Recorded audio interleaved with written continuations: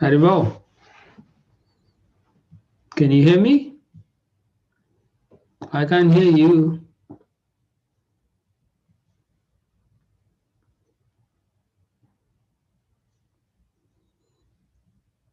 Nope. Can you hear me? Yeah. Okay.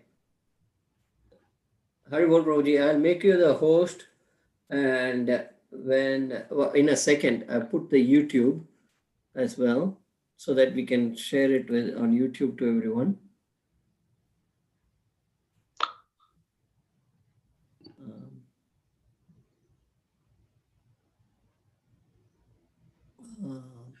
I think you can do it. Yeah, I'm going to put it on YouTube. Yeah. Well, I've done that. It's just that I want to send that message to.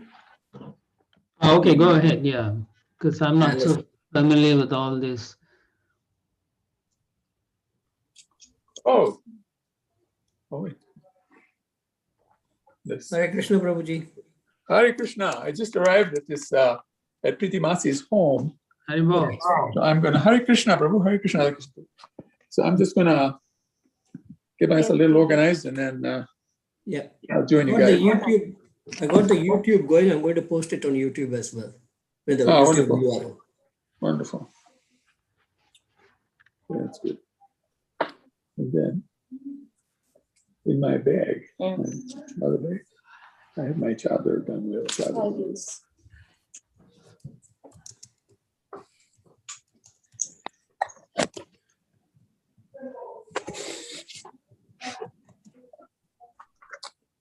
Just over there. Now you see the sling. Now you see the past. I don't know if Dwarka Prabhu knows that. My God.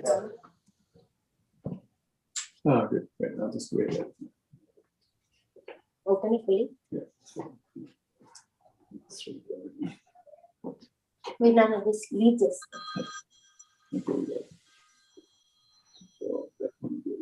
Haribo. Hare Krishna. Yeah. Okay, yeah, that's good. And then you want to put that over? Just put that over here on my shoulder. I'll put that one on the shoulder.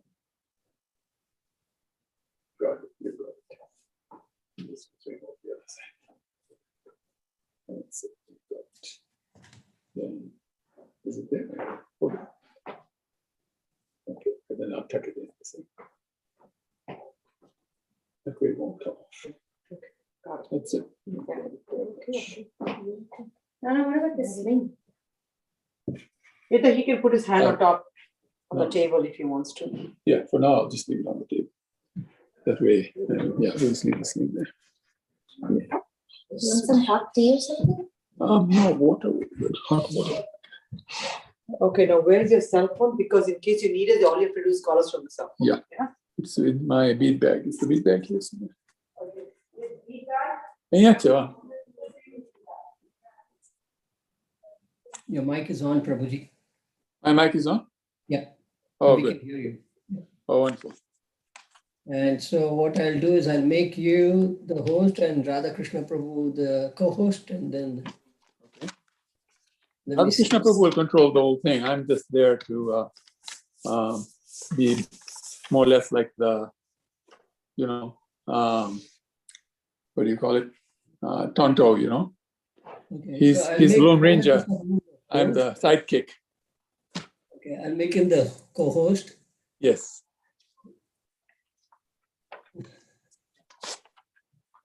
I don't need to be a co-host or anything. Okay. Let me see. I think we can make you the co-host also.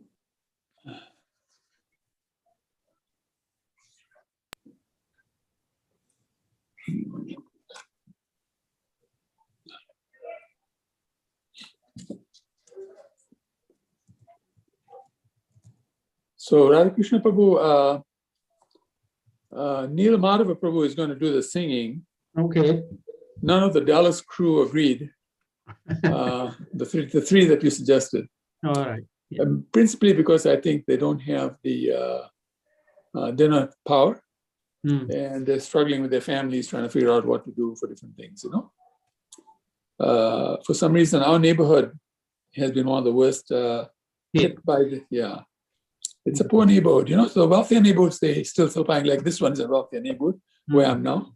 This is Manjwali's younger sister's place. Okay. And so we came over here because my pain on the hand became very, very heavy because in the cold, it makes it even worse. Yeah. You see what I'm saying? So I had to come to a warmer place so I can bear the pain a little better. And you got to do that. You can't live in a cold environment. Yeah. Yesterday we did. We stayed in the cold yesterday. It worked out. But yesterday what happened was I had just come back from the hospital. So they'd given me some very heavy pain injections because they had to fix the place. So with all those injections, it sort of like didn't quite wear away until this morning. Then this morning, those injections completely wore away. So the pain kicked in, What happened? You fell down or what? Yeah, I slipped in the house and fell. I went outside in the snow because I had to help Manjwali with something. And I came back. I didn't realize my shoes didn't have much traction. And in any case, even if they do have traction, what happens is as soon as the snow touches a hard floor, like a cold floor, it turns into ice.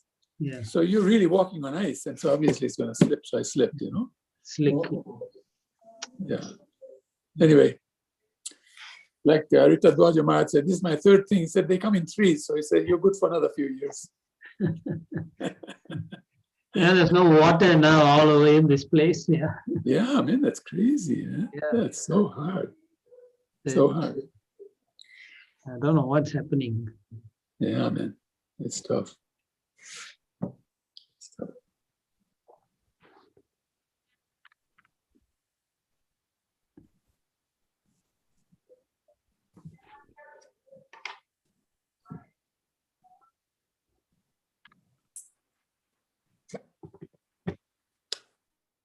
So now all our systems are working, right, Dr. Prabhu? Yes, Prabhuji. Prabhuji, the URL is working. The YouTube is working. Okay. Did we send the link out on? Yeah, I sent it out on Telegram to Okay, good. To Hare Krishna Northeast. Texas. Yeah, good. And to Dallas BV Leaders Group. Okay, good. Hopefully they'll post it to the other side. I'm going to try and get my phone because that'll allow me to do some posting in case I need to. Yeah, because I cannot post to the Kalachanji family. Oh, Kalachanji family. I'm not posting to Kalachanji family because it's not a official Dallas Temple program, Okay. Otherwise, everybody would say, why are you not posting my program? And, it'll sort of become very messy. Right. Right.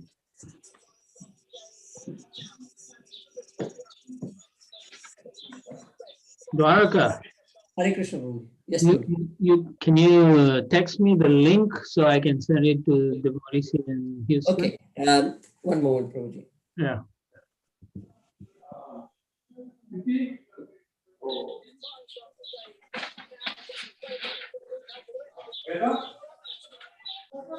Oh, I need my chanting beads, My chanting bead there. Okay, go get the water in the back there.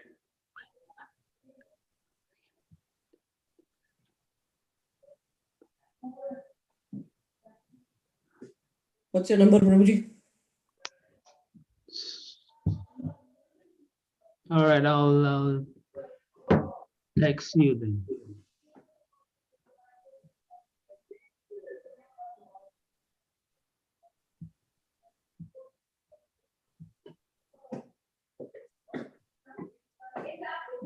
Also, my glasses are there in that jacket that I was wearing. I'm giving you everything upstairs. Oh, it's upstairs.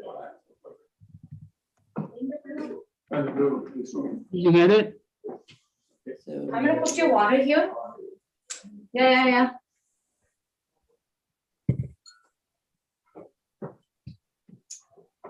I was just gonna set it all up here. got it, Prabhuji. Okay.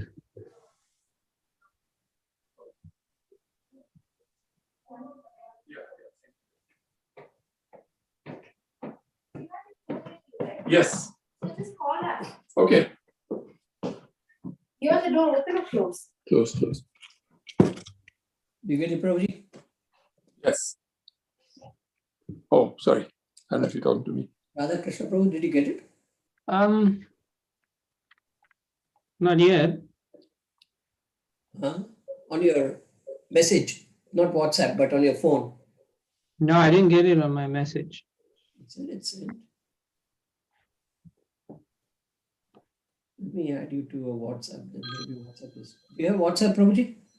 Yeah, I have both. I go.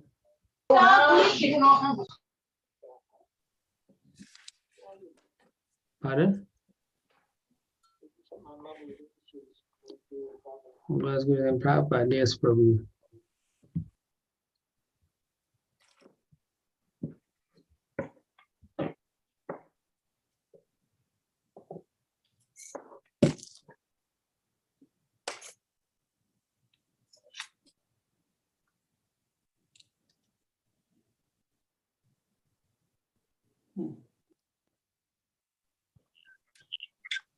Looks like you have on WhatsApp.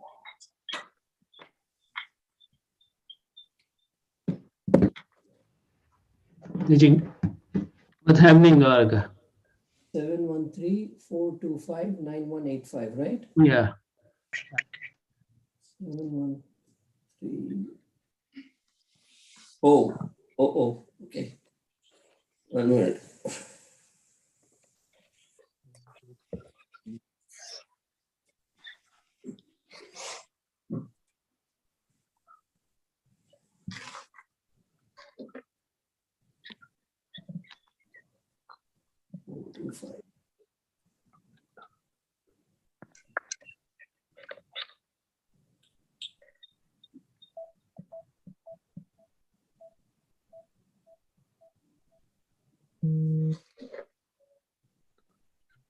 Krishna got it, Prabhuji.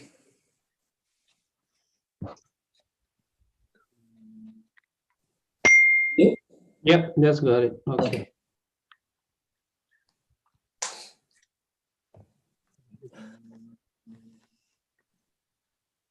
Hare Krishna, hooray.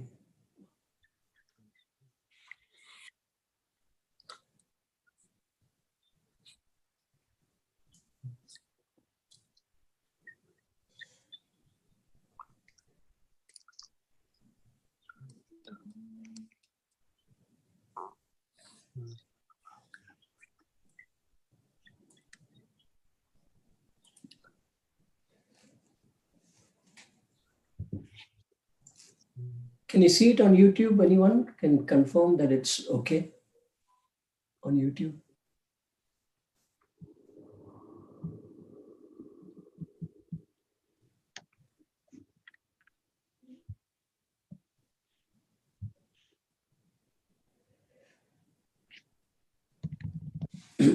Anish Prabhu, can you see on YouTube and let me know if it's okay? Yes, I could check right now. It looks good to me, but I just wanted to be sure. Is it on the Kalachanji's page? No, it's on that on the chat. I've given the YouTube URL. It's okay. It's working. It's working. Okay. It's working. Okay, perfect. It's okay, Prabhu. Yes, I could check right now. Looks good. Yeah, Dwarka, I just checked. It looks okay. Thank you, Prabhuji.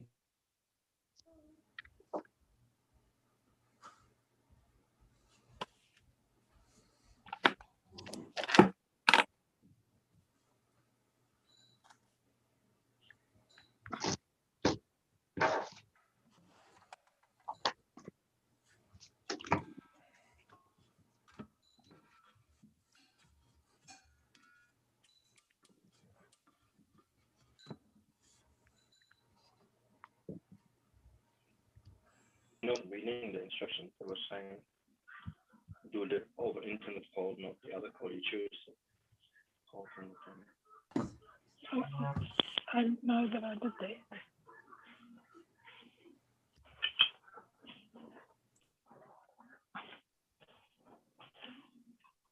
It's not doing it now.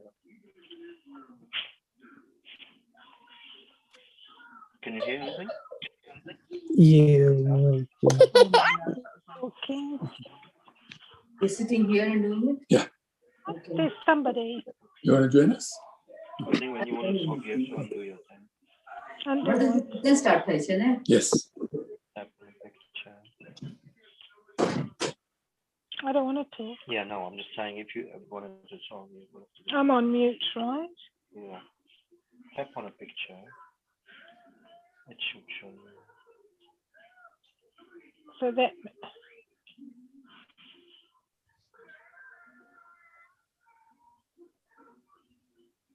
You can see who's in there.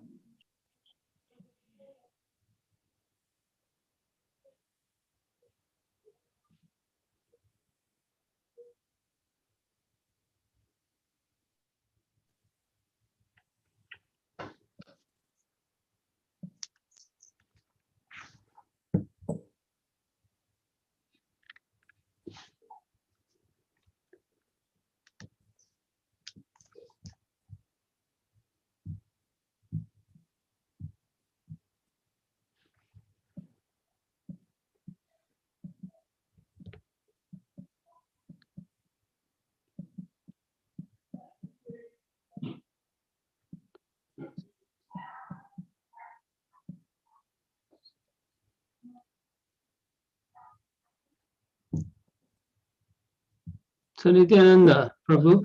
Yes, Prabhu. So maybe we can start with Nila Madhava. With the Yes. kids. It's at 6 o'clock now? Yeah, Yeah. absolutely. 6 by 6. Oh, yeah, absolutely. Let's get started. All right. I wasn't watching the time. Sorry No. about that, Neil Madhav. No problem. Hare Krishna, everybody. I'm Radha Krishna Das here. So I will try to host today's program. Today is a special day. It's Vasant Panchami. And it was the day 49 years ago that His Holiness Ramakrishna Goswami took his sannyasa initiation.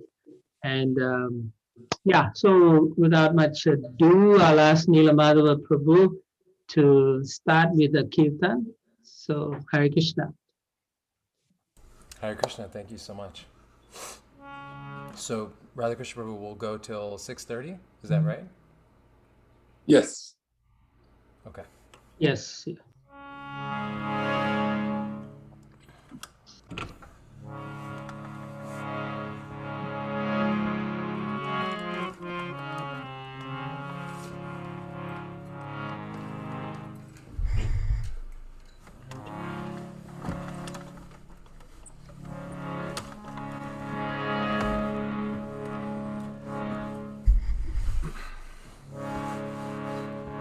Namo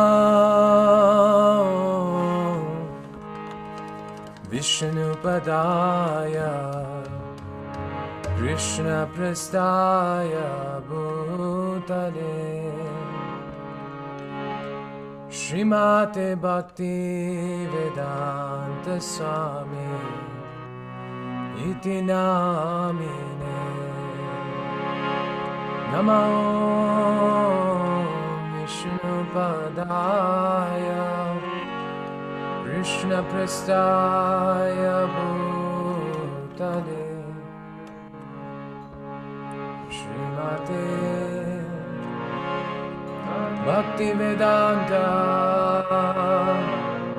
Swami Niti Namine Namaste Saraswati Deve Gauravani Pracharine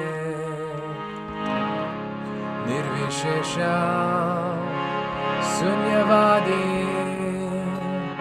Paschatya Deshatarine Namaste Saraswati Deve Gauravani Pracharine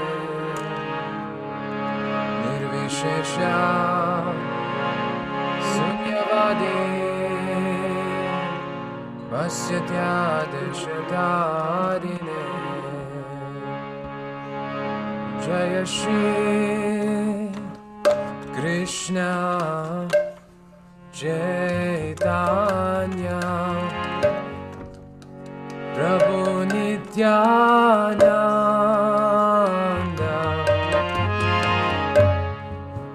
Shri Advaita Gadadhar Srivasadi Gaur Bhaktavinda Jaya Shri Krishna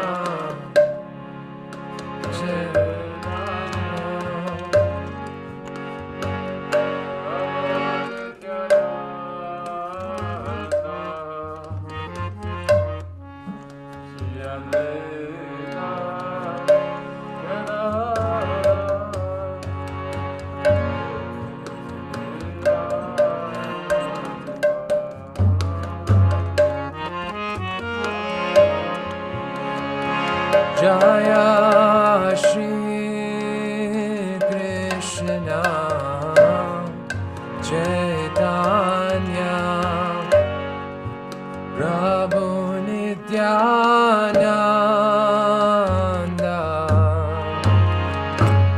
Shri Advaita Gadadhar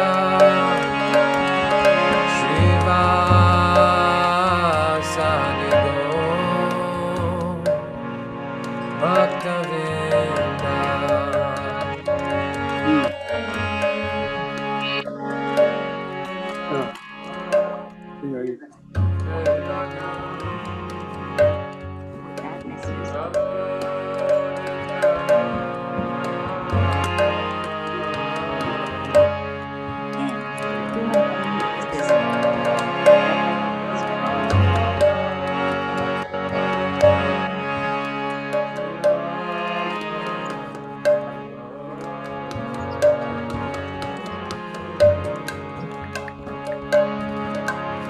Jaya Shri Krishna Chaitanya Prabhu Nityananda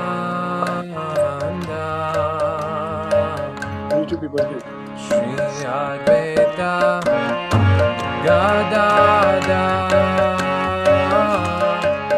Srivasadi Bhaktavinda Jaya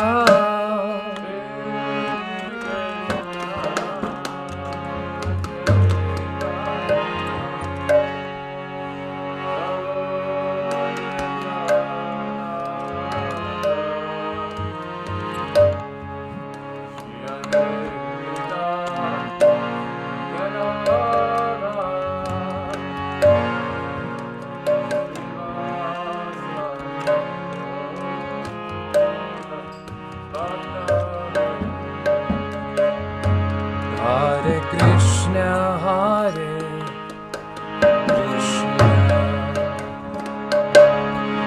Krishna Krishna, Hare Hare, Hare Rama, Hare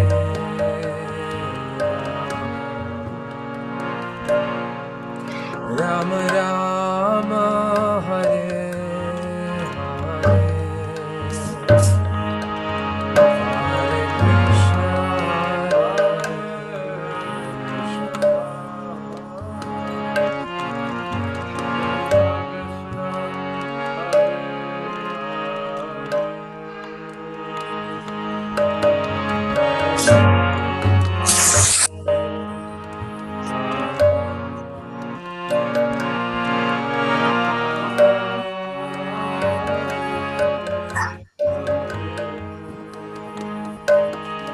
Hare Krishna, Hare Krishna,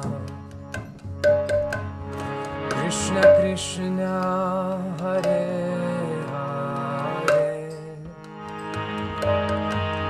Hare Rama, Hare Rama, Rama Rama, Hare Hare.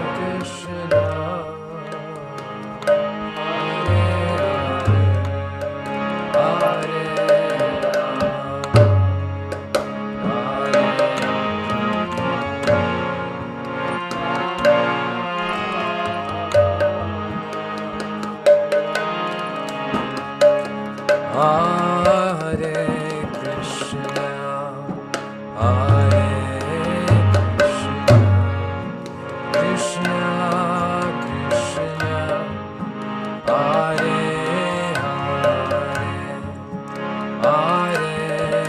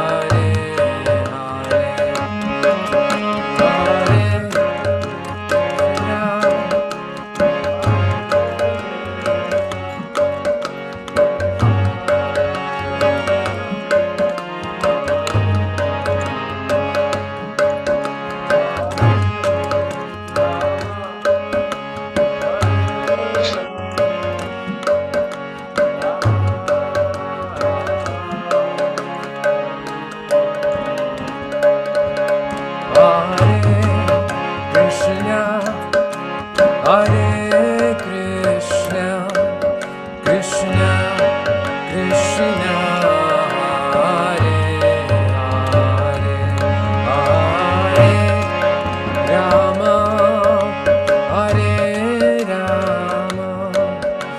Rama Rama,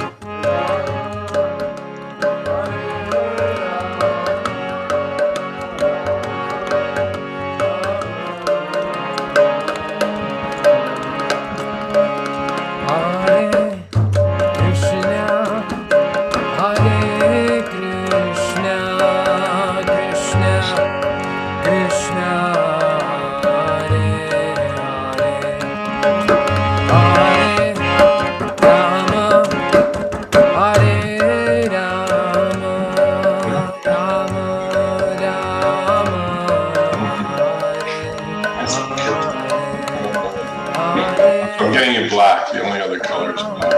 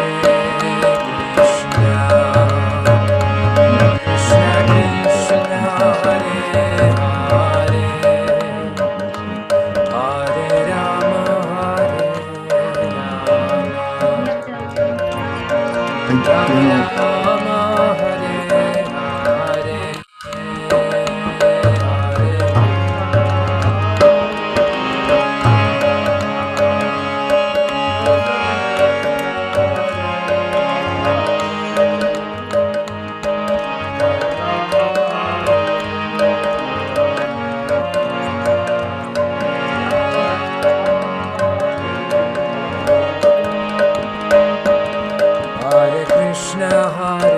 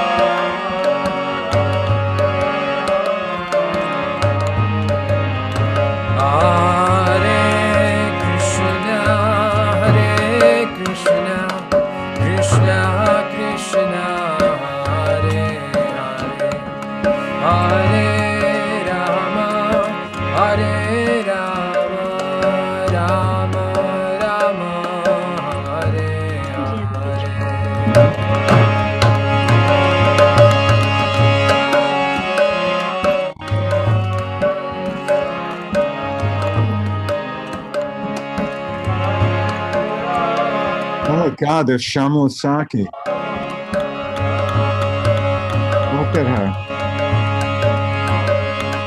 Hare Krishna, Hare Krishna, Krishna Krishna, Hare Hare, Hare Rama, Hare Rama, Rama Rama, Hare Hare.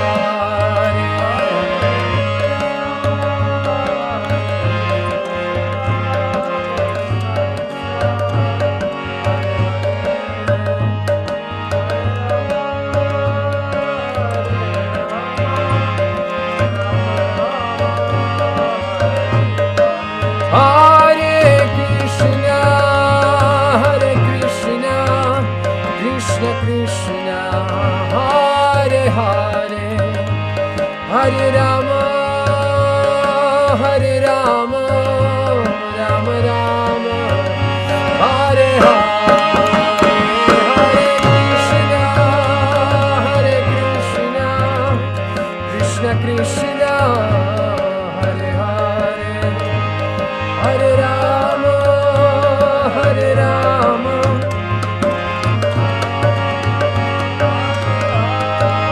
Jaya Radha Nila Madhav Radha Nila Madhav Radhe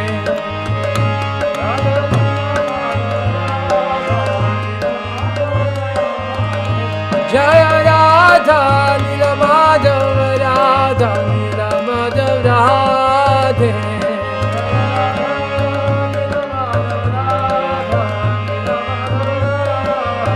Jaya Radha Kalachanji Radha Kalachanji Radhe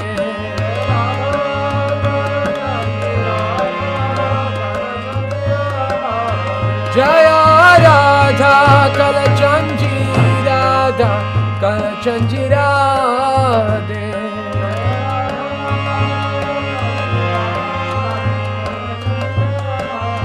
Jaya Gauranitai, Gauranitai, Gauranitai, Jaya Gauranitai.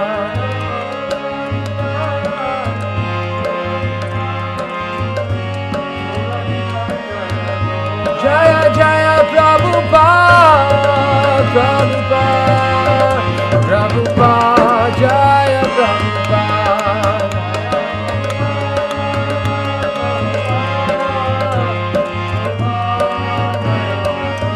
Jaya Jaya Prabhupada, Prabhupada, Prabhupada, Jaya Prabhupada.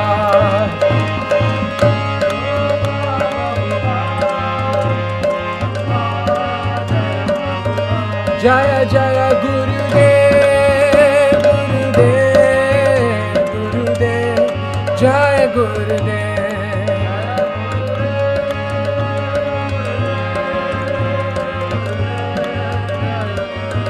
Jaya Jaya Gurudev, Gurudev, Gurudev, Jaya Gurudev.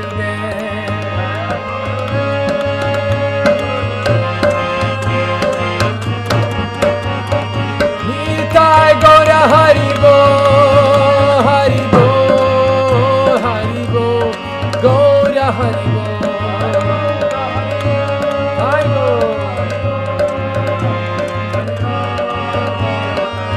Nitai Gaura Haribo, Haribo, Haribo, Gaura Haribo.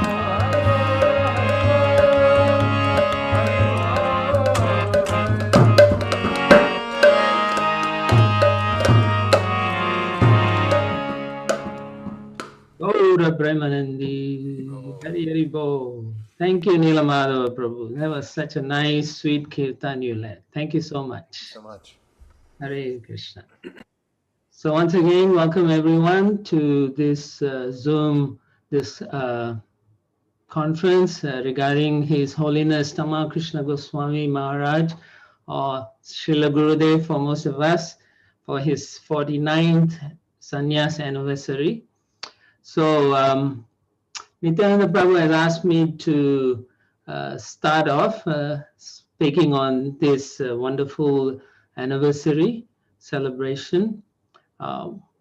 After I speak, I'll call on Yudhishthira Prabhu, and then after that, Nityananda Prabhu will speak. After that, we're having Ritatvat Swami Maharaj and Giriraj Swami Maharaj. Okay, so mainly the theme is we are going to talk about Srila Gurudev's sannyas initiation and his lifelong service as a sannyasi. So without much ado, I remember in 1997, I think it was February, let me show you the picture of his sannyas. I'm not sure, yeah. That's his sannyas, where he takes from Srila Prabhupada. I'm sorry about the light, but if you can look, yeah. So this picture we made this in 97 on his 25th anniversary. So, Namo Vishnu Padaya Krishna Prasad Bhutale Srimati Tamal Krishna Goswami Niti Namini. Namo Vishnu Padaya Krishna Prasad Bhutale Srimati Bhakti Vedanta Swami Niti Namini.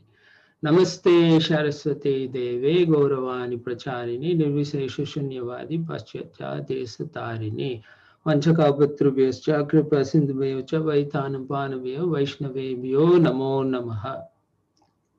So today we are celebrating the completion of his 49th anniversary year of Srila Gurudev's sannyas.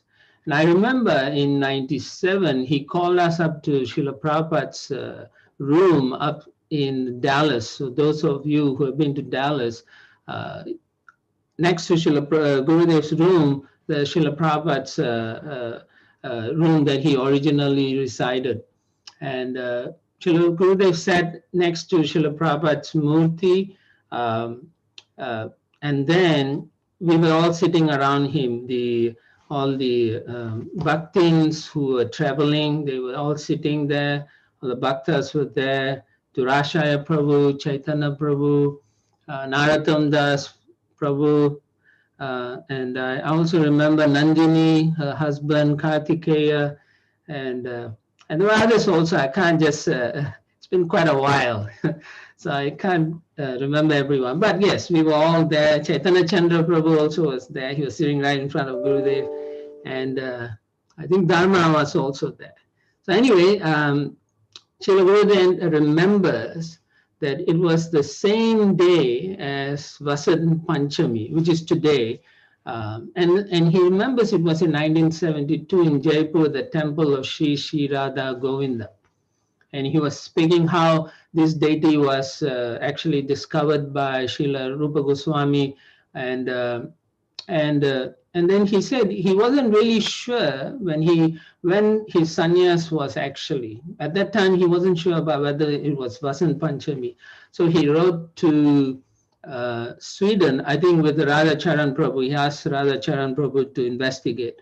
And they sent the calendar from 1972, calculated for the time in India, and the lunar calendar dates. And they found that Srila Prabhupada actually selected Vasant Panchami day for his sannyas. So Srila Gurudev said he was so happy because he said it was a very auspicious day, the appearance day of Sri Vishnu Priya, the concert of Lord Chaitanya. It is also Saraswati Puja. And he said Saraswati Puja is very appropriate day to give someone sannyas. The goddess Saraswati is the goddess of learning he was mentioning, and also the appearance day of and disappearance day of great Vaishnavacharyas, Raghunath Das Goswami, Vishwanath Chakravarti, Pundarik Vidyanidhi. And so he felt the Vasant Panchami was always special. And he excitedly say that how in Vrindavan during Vasant Panchami time, he could see yellow flowers from the mustard plants in the fields. All the fields were so beautiful, he would say that like that. And it was a nice time of the year. Now, then he went to explain how he actually approached Prabhupada for his sannyas. He said it wasn't easy. And Srila Prabhupada wasn't willingly going to give him the sannyas. He said he tested him for quite some time. Prabhupada actually indicated to him in Calcutta, where he met in a room, and Prabhupada told him that I wish you could revive your mood that you had in Los Angeles. Yeah. That, during the time in Los Angeles, Srila Gurudev was serving him so nicely. So Prabhupada wanted him to revive that mood. So then Srila Gurudev was thinking, what is this, that Srila Prabhupada, what does he mean? And so he brought it up to his godbrother. He mentions it in that discussion in 97. He brought it up to Bali Madan Prabhu, who then said the only difference that was between the Los Angeles time and now with Srila Gurudev was that he is married now. So Gurudev immediately decided that Srila Prabhupada wants me to take sannyas. Immediately he decided at that time. So then when they were in Bombay, in Akash Ganga, the old road name is Warden Road, and there's a building there. On the 7th floor, they had the temple ashram. So he said he would come into Srila Prabhupada's room for 2 or 3 days in the early morning around 3 or 4 a.m. And he would just sit in the room and he wouldn't say anything. And he said it was very unusual because he didn't say anything and Srila Prabhupada also didn't say anything. Normally, he said, if anyone goes into Srila Prabhupada's room, Prabhupada would want to know why you came into his room. Just like, anyone who walks into your room, you'd want to know why. But it seems that Srila Prabhupada didn't say anything. He just kept quiet, So Srila Gurudev said he didn't want to bring the topic up, but he was very silent. And then he said he could sense that Srila Prabhupada also didn't want him to say anything. But eventually he said he asked and told Srila Prabhupada that he wanted to take sannyas. And at first he he said Prabhupada did not respond favorably to the idea because Srila Gurudev was married at that time, and he also was thinking that she was such a young lady, his former wife, and that being a young lady, she may not be able to look after herself. So he was not inclined to agree to let Tamal Krishna Maharaj take sannyas. But during the discussion, Srila Gurudev said that he was very determined, and that at the same time, he did not find his married life to be helpful to him in India. He was a GBC there in India, and there were many sannyasis, and he had to deal with them. And he was the only GBC in India, and so he had to coordinate all the activities, including the activities of the sannyasis. And he said the sannyasis were not inclined to listen to grihastas. And so he was having a difficult time. And so when they went to Jaipur, he went before the deity. And this is very nice. He was telling us. He went before the deity, Radha Govinda, which is a 5,000-year-old deity, as I mentioned earlier, excavated by Rupa Goswami, and originally installed by Brajanath, the grandson of Lord Krishna. So it's very important. Gurudev emphasized the deity is very important to our Guru Sampradaya because it is considered to be the Abhidya Vigraha, the deity which represents the practice of devotional service. So when he came to Jaipur and when he saw this beautiful deity of Govinda Dev, he felt that Krishna was giving him shelter, giving him the ability to fully surrender to him. And so he said within his mind, he gave up everything. He just simply gave up. He wanted, and he said he could fully surrender to Krishna. And so he gave up everything, whatever attachments he had. He said he gave up his wife, the position, and in this way, he didn't take sannyas so that he could order the sannyasis. That's what they said. Because in those days, if you were a sannyasi, you are not, you cannot be a GBC member. So he knew if he took sannyas, he had to give up. And Srila Gurudev said he was willing to give up all of these things. So he could just take sannyas and serve Srila Prabhupada. So in his mind, taking shelter of Govinda Dev, he felt it meant he has to give up his wife, his position, and simply take shelter of Krishna exclusively. And so he said he did this as far as he could in his heart. So once he took shelter of Govinda Dev, he immediately became very determined. He acted differently from that day onwards. And Prabhupada was staying in the temple compound in a very small room in that area. So generally all the devotees would come in the morning for darshan, and he would not go, Srila Gurudev would not go inside.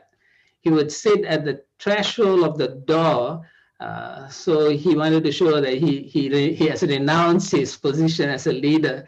So he didn't want to sit in front. So he sat at the back or outside of his room. And so when Prabhupada saw that, he commented to everyone, "Oh, our Tamal Krishna Maharaj is here, something, maybe very humble or something." So Srila Gurudev said that was the first time he made any comment like that so loud. So all the devotees got to know something was going around. So they were all looking at each other, and because Tamal Krishna Goswami was a householder at that time, so everyone was shocked what was happening like that. And then he also said all the ladies there who were present, who were married, most of them, they became alarmed on behalf of his former wife. They became so alarmed that because at that time she was not in Bombay, she wasn't there, and so they objected. And so they formed a group, and they personally went to see Prabhupada and requested that this sannyas idea for Tamal Krishna Maharaj was not fair to his wife. So then Prabhupada accepted their appeal, and then he again approached Srila Gurudev and said, you should reconsider. But Gurudev said he was very determined. In fact, he told us that at that time he said that he went out to the market and then he bought some cloth and he had it dyed saffron. and then he even went and got some bamboo sticks, and he said the bamboo sticks in Jaipur were not like the small, nice ones. He said they were heavy. They used for cloth hanging and so on. They were so heavy. But he said he was so determined. He made dandas out of it. And so when Prabhupada went to the program in the Pandal in the evening, during the slideshow, he said Prabhupada would lecture, and after that they would have a slideshow. So during the slideshow, Prabhupada called him over, and he said, he again talked about his wife and said she's young, and he said she's also my disciple. So I think I must also consider her case, her position. So similarly, you should reconsider. In the future, she may say, it's okay, you may take sannyas. And so then Gurudev replied, she will not agree now, nor in the future, because a woman will never free a husband to take sannyas. So she's going to be happy later on or sooner. Either way, she's going to be happy, but she will not give her permission later any more than she will now. So if it is proper to take sannyas, it might as well be now, because the idea of her approving it is not an issue. It won't happen, Srila Prabhupada. So then he said Prabhupada saw that he was so determined, and still he wasn't sure. So he called him into his room in that evening, and then he also, Gurudev said that he also invited his secretary at that time was Shyamashundar Prabhu, and he asked what Shyamashundar Prabhu thought about it. And Shyamashundar Prabhu said that Tamal Krishna Prabhu at that time, Adhikari, should take sannyas and be allowed to take sannyas. And then Prabhupada looked at him and said, well, you have to have a danda and cloth. And then Srila Prabhupada told him immediately, I already have them. Everything is ready. So Prabhupada smiled and then saw that he was so determined. So then he decided, all right, it will be like that. So he said, Prabhupada then looked at the dates, and then when Srila Gurudev said, he then decided on this auspicious day, which is today, Vasant Panchami Day. So the next morning at around 6 or so in the morning, he said there was not many people, there was no audience or nothing big. Just it was behind a big field, a big ground where they had their pandal, and they had the deities. These deities are Shri Radha Govinda, who are now in New York. So Srila Gurudev said that Srila Prabhupada had a system that he would hold big pandal programs, and he would get new sets of Radha Krishna deities, and he would begin the worship in the pandal. And then he would ship them to any country so that the deities are installed in that foreign country like that. So this deity that he took his sannyas, very special for him, Shri Radha Govinda deities in New York. So I remember whenever I was traveling with him, we would go to New York temple. He would spend so much time just looking at them and praying to them. It's very special to Srila Gurudev, these deities. So in front of this deity of Radha Govinda, Prabhupada performed his sannyas ceremony. Let me show you the picture. Hopefully, yeah, you can see that. There you go, Srila Prabhupada in the fire yagna, and I think Gurudev is sitting on this side here.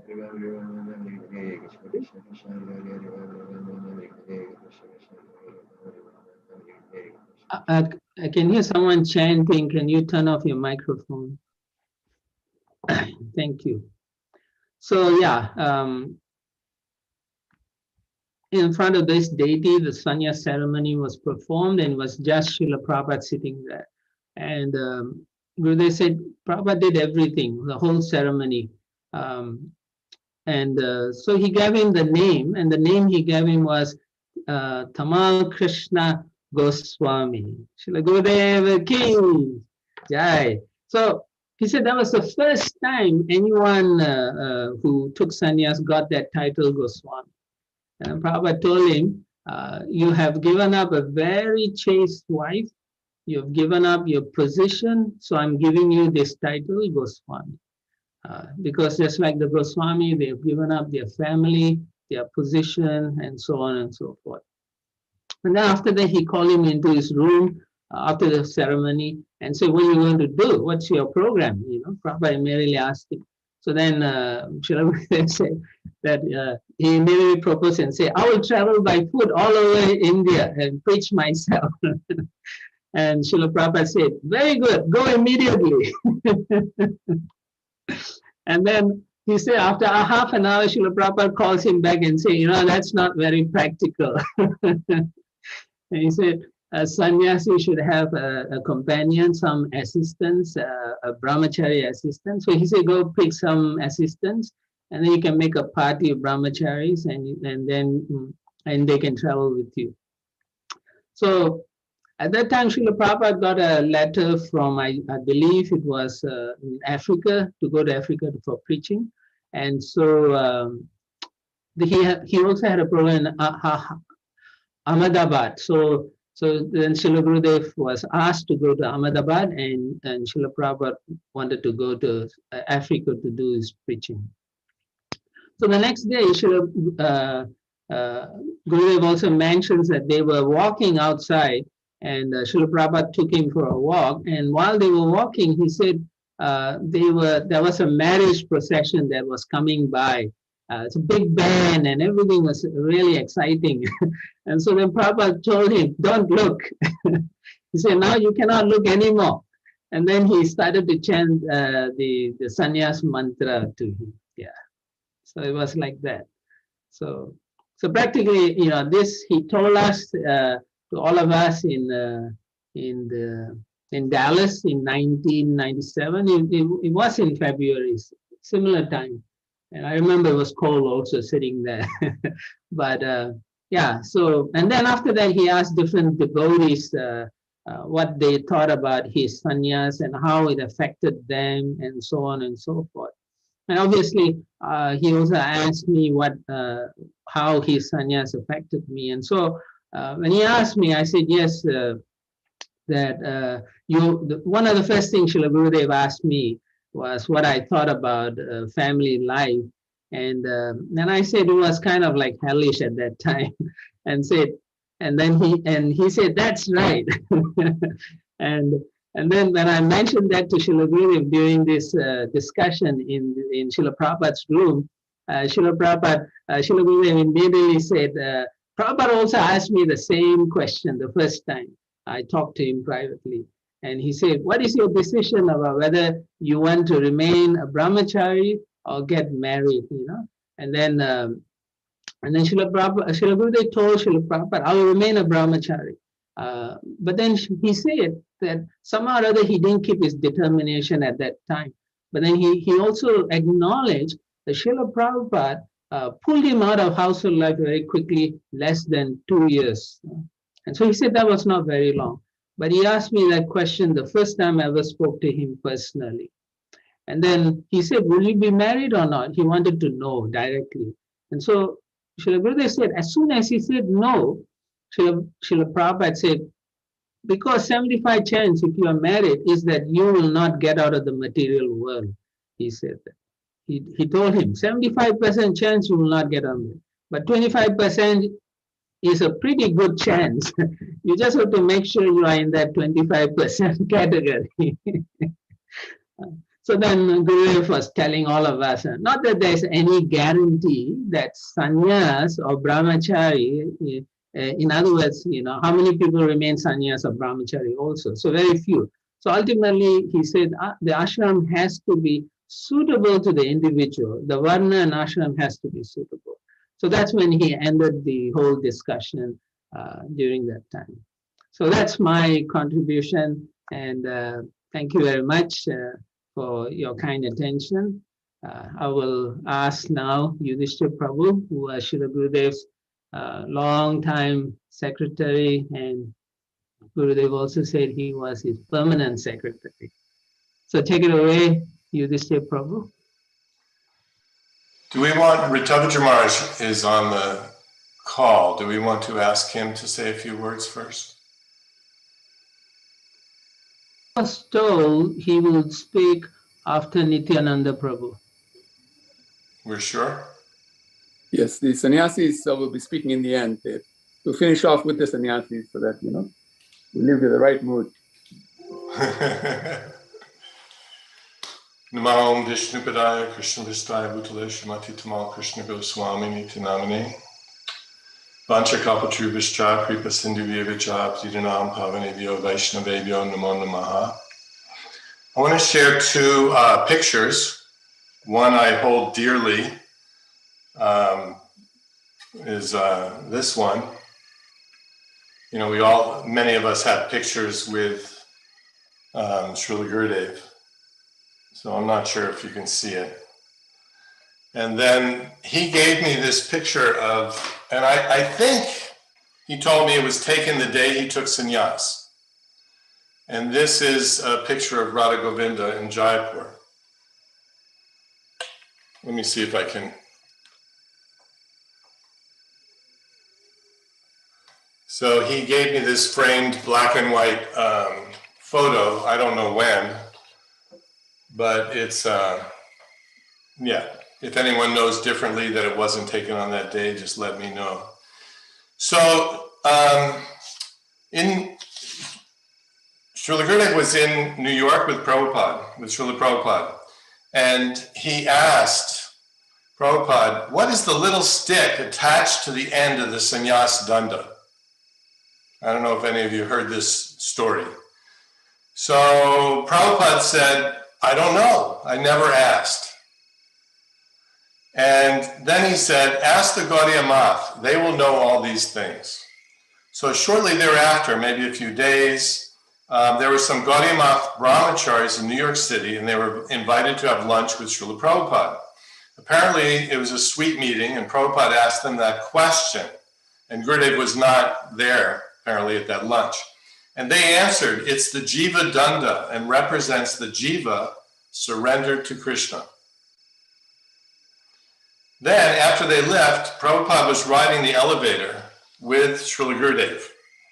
And then Prabhupada turned to Gurudev and said, it's the Jiva Danda and represents the Jiva surrendered to Krishna. So he repeated that to explain it. And it sort of shows, chant and be happy is the big umbrella picture that we have, but there's a lot of fine print and a lot of details. And these details also are ones that we can embrace. So I just took a few notes, and I'll share it quickly so many people can speak. And I asked myself today in thinking about this, what's the biggest gift that we've gotten from Gurudev? What is if you had to say one gift, and the way I think of it, at least for me, it's like a garland of flowers. And each of you are the garland of flowers, and we are for each other, that garland of flowers, because it's the family that Gurudev gave us. And we know, especially those of us who had his association in the, from the Krishna Kripa Prabhus here from the late 70s, and those that came in those days or in the 80s or in the 90s, that he created a family mood. He was able to care that much. And I want to relate something in the real world that I experienced, and it made me feel very uncomfortable. There's this woman who, she was worth literally hundreds of millions of dollars. She's still alive. She must be in her 90s now. And she was a very devout Christian. I know for a fact, not a vegetarian, but very devout. And after every conversation with everyone, And we would donate to her inner city tennis program. She created a women's shelter. She did a lot of good deeds. She would say, "I love you." And for me, it made me feel uncomfortable. I remember that feeling. And not until like later, many years, did I start feeling a little bit comfortable with it. And ultimately, the feeling that we need to have, or pray to have, isn't it? That we can learn to love, feel that love for one another. Because ultimately that will be what pleases Guru and Krishna. That is the goal of Bhakti Yoga, after all. So sadhana includes practicing, but they run as parallel tracks, the practice and the goal. And we get little taste, more and more.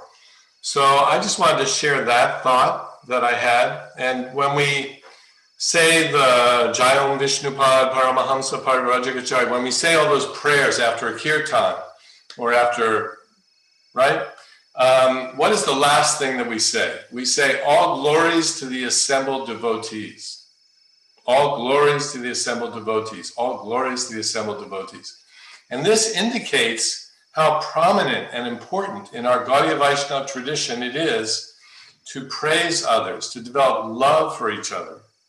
And it's not just initiated disciples that have taken Diksha, but if you think about it, with Shiksha being equally important, many of us with Srila Gurudev, because he played such a prominent role in our lives, he was Diksha and primary Shiksha, but Shiksha can be many, as we know, instructing gurus, and Diksha is one, right? One person. But if you think about it, this is what we're here to learn. We're here to learn how to love one another. Even Prabhupada, the famous quote, "You'll show your love for me by how well you cooperate together." So I just wanted to, each one of you, I noticed Harinam Prabhu from Fiji, and I was looking for his picture because I first met him in 1983, and I know he was very, very dear to Srila Gurudev. I'm going to punch out to page 2. Harinam Prabhu, if you're listening, maybe you can show us your picture before we're done. Maybe you can speak. But it's just such a gift. So the final thing I want to say, not to take much time, is how do we remember Srila Gurudev? He is our connection to the disciplic succession. Very, very dear to Srila Gurudev. I'm going to punch out page 2. Harinam Prabhu, if you're listening, maybe you can show us the picture. This is an echo, or maybe you can speak. But it's, should I keep speaking? All right, I don't know what happened. Anyway, the connection to the disciplic succession, what role the disappeared guru plays for each of us. This is, for us to have realizations about that relationship, because we know from our teachings that it's an eternal one. So we have choices, how we can find, that relationship, whether it's photos, lectures, kirtans, the WhatsApp messages many of us get through Mohini and Aishwarya every day. If we have Maha, things that Gurudev personally gave us, that's extra special. His books can be cherished. Maybe we have dreams about him, right? Those listening, raise your hand if you've had a dream about Gurudev since he left in 2002. Right, Rasikendra Prabhu, I'm sure. So, he's present. For him to appear in our dreams, this is very meaningful. Krishna Kripa Prabhu, you've had dreams about Gurudev? No doubt. Yes, so many, right? So many. Haribol Jai Sachinanda. So, then we have stories and memories. We've got each other, our God sisters and our God brothers. And that's not just ours, but also Gurudev's God brothers and God sisters. There's so many things these days. One of my favorite ways to dive deep is Gurudev chanting Ye Anila Premadana, that prayer on the harmonium. Most of you have heard that on YouTube. If you haven't, it's just wonderful, very, very moving. And then the question is, can we do practical service to him? And some people, one of our godbrothers told me, well, Yudhisthira, you did so much practical service, I didn't do so much. And I said, you're completely wrong. You're completely wrong. Every day, this is an initiated godbrother of ours since, he was in Dallas since probably 1980 to 82 and is still there. And he was doing business and maybe not doing so much direct service like that, but the 9 processes of devotional service start with hearing and chanting. So even remembering, and then smaranam, remembering, so hearing, chanting, remembering, that is service. We shouldn't underestimate the power of connecting that way. So all I can say is I just have so much appreciation for each of you. It is just such a gift. And for me, you're each like a flower garland, a flower on a garland that I hope to be able to wear and deserve to wear for the rest of my life in this body and beyond. So let me just say, I'm trying to learn how to love each and every one of you. Hare Krishna, thank you for being here. Thank you for being in my life. Hare Krishna, Yudhishthira Prabhu. Thank you so much for your recollection and points. So yeah, so now we will ask Nityananda Prabhu to speak. He is the Dallas Temple President. Prabhuji, please go ahead. Thank you very much, Prabhu. Please excuse me, I just broke my left wrist yesterday, so I can't put my hands together. I'm in a cast, but I'll say, Om Jnana Timirandhasya Jnananjana Shalakaya Chakshurun Militam Jena Tasmai Shri Gurave Namaha. And then towards the devotees, Vanchakapaturdasya Kripasindhubhya Evacha Patitanam Pavanebhya Vaishnavebhya Namo Namaha. Jai. Jai. Shri Krishna Goswami Maharaj Gurudev Ki Jai. Shri Gurudev Sannyasa Program Ki Jai. So I was asked in the discussion about what different persons should say. I was asked if I would speak about sannyasa. I'm not a sannyasi, but about sannyas in relation to Gurudev in terms of a pastime. So today, as we know, is the Holy Appearance Day of Srimati Vishnu Priya, who was so very, very dear to Lord Gauranga Mahaprabhu. She appeared as Sita Devi in the pastimes of Lord Ramachandra. And you might remember in the pastimes of Lord Ramachandra, when they were separated, he actually fashioned a deity of Sita Devi so that he would never be separated from her, even though they were physically separated. So Sita Devi in this pastime of Gauranga Mahaprabhu repays that to the Lord by actually fashioning a deity of Gauranga Mahaprabhu so that she would never be separated from him, although he had taken sannyas. So in this pastime, some amazing things happened that actually tell us a lot about Srila Gurudev's mood as a sannyasi, and how he even told us that he felt his mood was so very heavy that at one time he said that, I don't want you to broadcast my tapes prior to 1990 because I was just very heavy in those tapes. But we can see in those tapes the mood that Gurudev had of so much surrender. And this pastime actually brings that out. And I thought I'd just relate this pastime so that we would be reminded, as Srila Prabhupada said to us, each and every one of us internally has to be a sannyasi, so that as Radha Krishna Prabhu said, you have a better chance of going home back to Godhead, because then we're following the process faithfully and with intensely like that. So this is from the Chaitanya Mangala. And you know, Vrindavan Das Thakur also wrote about the pastimes of Gauranga Mahaprabhu and his associates, including Srimati Vishnu Priya Devi. But Lochan Das Thakur goes into further detail, and particularly there's a conversation that he speaks about between Gauranga Mahaprabhu Lord Chaitanya, and Vishnu Priya Prabhu. So in this, Vishnu Priya Devi. And so in this, Vishnu Priya Devi starts speaking. She says, "Tell me, O Pranath, Lord of my life, and I shall take your order upon my head. Will you take sannyas? I've heard this rumor being circulated among the people in general. Hearing this, my heart is broken. If it is true, I shall enter into fire. You are the treasure of my life. Your beautiful form is always ever fresh and newly youthful. Will you give up everything and go away? If I am deprived of your association, I may as well give up my life by drinking poison." Close quotes.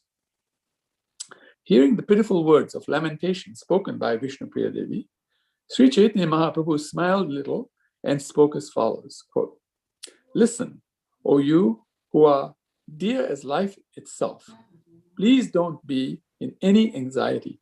There is no need to worry at all. What I'm about to say to you is for your own benefit. Please hear me attentively with your whole mind. Whatever you see in this world is all false. The only truth is Bhagavan and the Vaishnavas.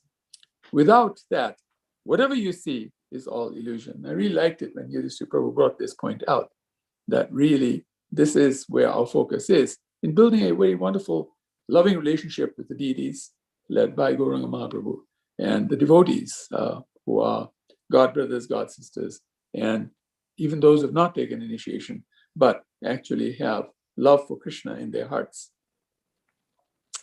So then he says,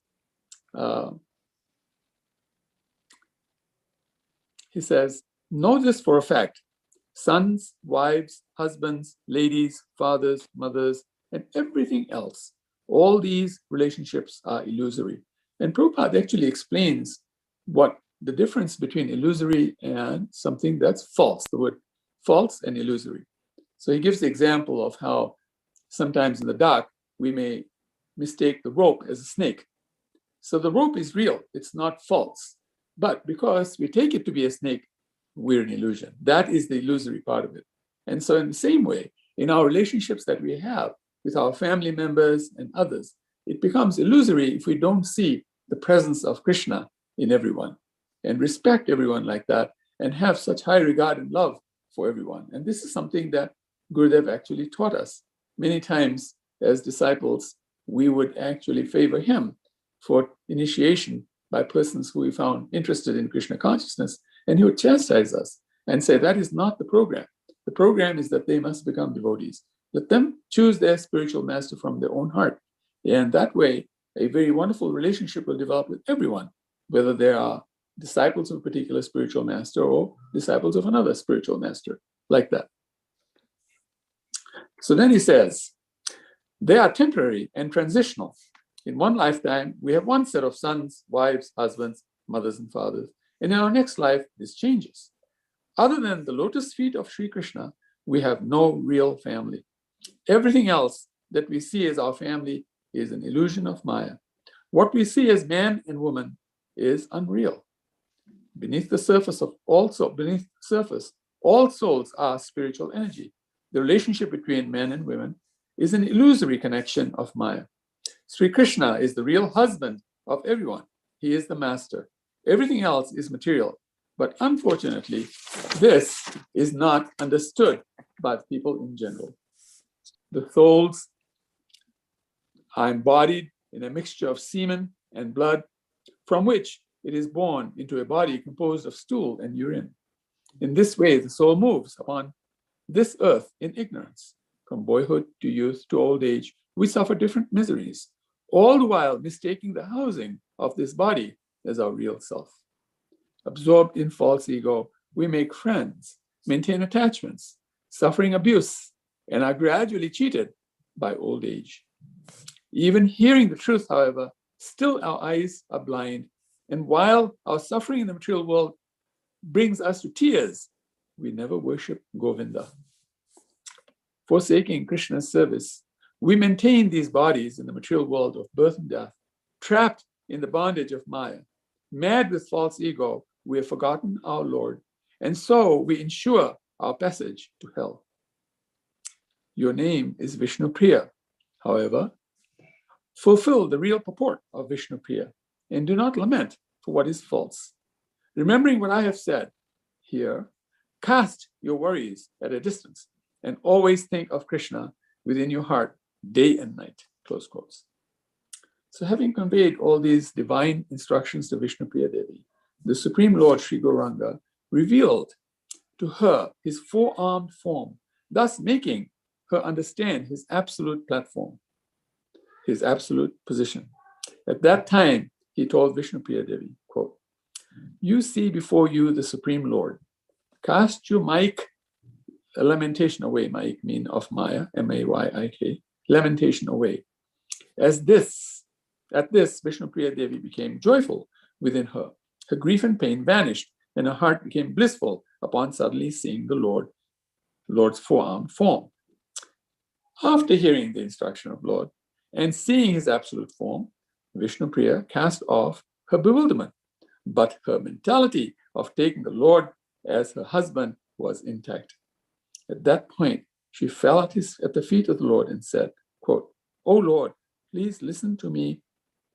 Please listen to my entreaty. Falling at your feet again and again, I implore you to accept my humble submission. I am certainly the lowest, having taken birth in this world of samsara, but you are my most dear Lord of life. This is my only wealth. Without you, I have nothing. Without your service, I will certainly go down." Saying this, Vishnu Priya Devi began loudly weeping, sobbing, and sobbing again and again in ever-increasing frenzy of sorrow. Seeing the affliction of someone so dear, the Lord bestowed his merciful glance upon Vishnu Priya Devi, embracing her with his eyes, and so giving her his mercy. At that time, the Lord said, "Listen, O Vishnu Priya Devi, and give close attention to my answer to your words. I shall go there and there, but wherever I go, I shall still remain at your place. This truth I have spoken with great determination." Now, even after hearing this, Vishnu Priya was not satisfied. And herein is some very powerful instruction we got from Srila Gurudev as well. We often saw when Srila Gurudev dealt with us as disciples that there were times when he was so heavy with us that, we would pray that the earth would open up and swallow us because he was so heavy with us. But at the same time, there was no one that we felt loved us more than him. And he himself describes it as hot sugarcane juice. It's too hot to drink, and yet you don't want to give up the taste. So he gave the example of Mother Kirtida. Mother Kirtida, of course, as you know, left her body in Dallas. Gurudev had asked that she do that in Dallas to set an example to all of us that we can leave our bodies in the dham that we're doing Sankirtan in, because he told us the most important instruction is to be always absorbed in Sankirtan, which is reaching out to other souls so that they can become more conscious, first conscious, then Krishna conscious, as Srila Prabhupada said. And so when we were in Houston during the final lectures, I remember a wonderful question being asked of Gurudev, and that was that, Gurudev, you love Mother Kirtida so much. We could clearly see how much love you had for Mother Kirtida. But what about us? What about the rest of us? Do you also love us as much as you love Mother Kirtida? And his answer was, I love each and every one of my disciples, nay, everyone that I meet in Krishna consciousness as much as I love Kirtida Sundari. So for us, this is a very, very powerful experience that we're able to understand that here in this movement that Srila Prabhupada started for us, that he actually gave us on the instruction of his spiritual master. And so many stalwart disciples of Srila Prabhupada actually gave us the same instructions and the same love that Prabhupada gave them. We see how much security it actually gives us. And sannyas, in this way, is meant for this purpose, to actually give security to the rest of the society. And we can see that in Srila Gurudev's case, how wonderful his example was, and how dearly we miss him.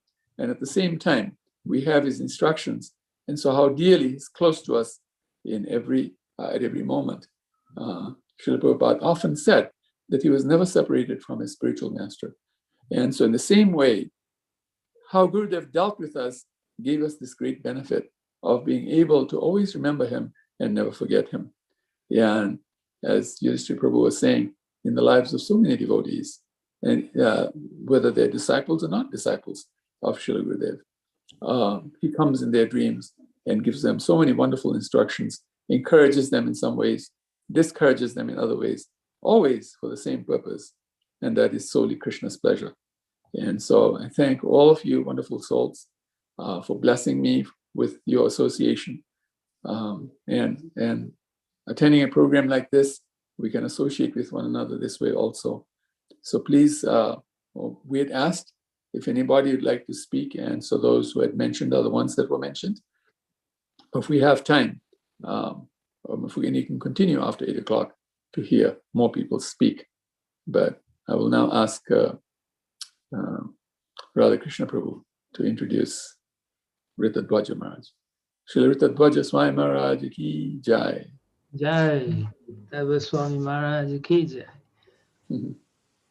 So Maharaj is a very dear friend of Tamakrishna Maharaj. Originally, he met the devotees in 1972.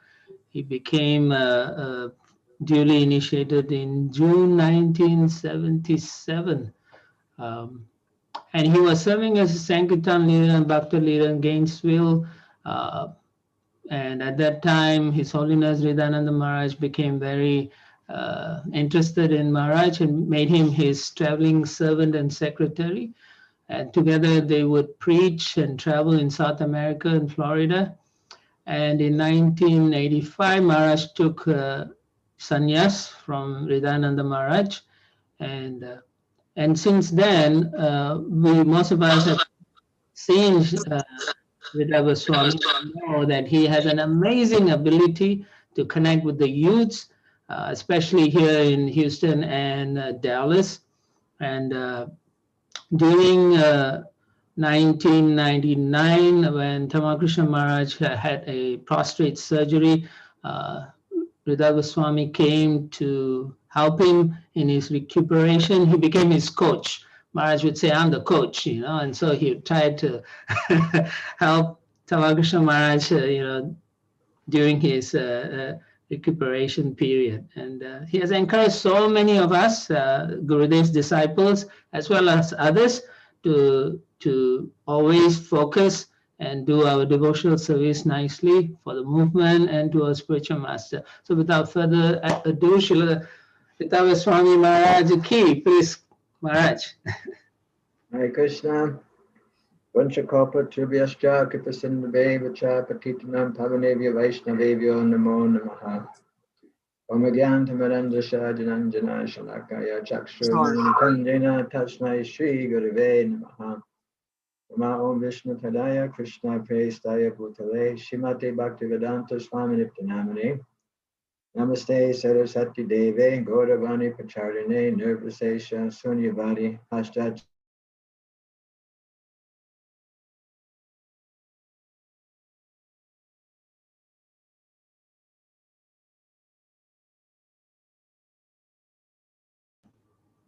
Looks like we have lost Maharaj, huh?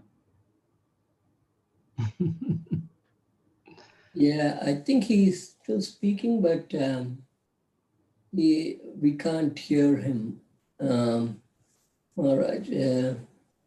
His connection. Yeah, I can see the microphone going on. Let me text Padma Mataji. Is he with Padma Mataji, Nityananda Prabhu? Yes, and I think the screen is frozen.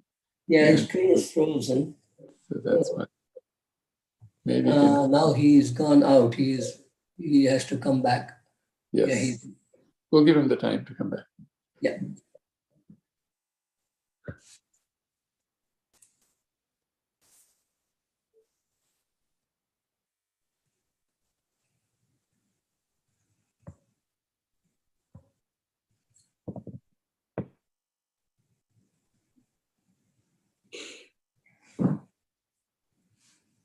Okay. Maharaj just texted. He said he hasn't had power, so the power is out. Oh, that- The electricity is out. They haven't had power for some time. I guess we could open it to the devotees, no? You can- yes, Yeah. until he comes back, yes, Yeah. absolutely. So if you all want to put up your hand or signal that so we could call out on those devotees who are interested. We can unmute you in that case. Yeah. Yes. Ah, there he is. Gopinath Acharya, Prabhu, has put his hand up. Okay, go ahead, Gopinacharya. We have to unmute him. I'm trying to find out where he is. He was up in the north and then he disappeared. who's that? Gopinath Acharya, Prabhu. Okay. Hmm. They can. Oh, here he is. Here he is. Oh, here he is. I got him. If he comes on this thing, unmutes his video also, then he'll come to the front Yeah. screen. Right. He has to unmute. Gopinath, Prabhu, please unmute yourself.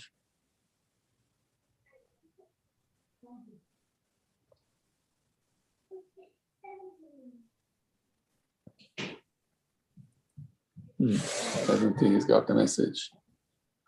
So while he's doing that, anybody else would like to say something?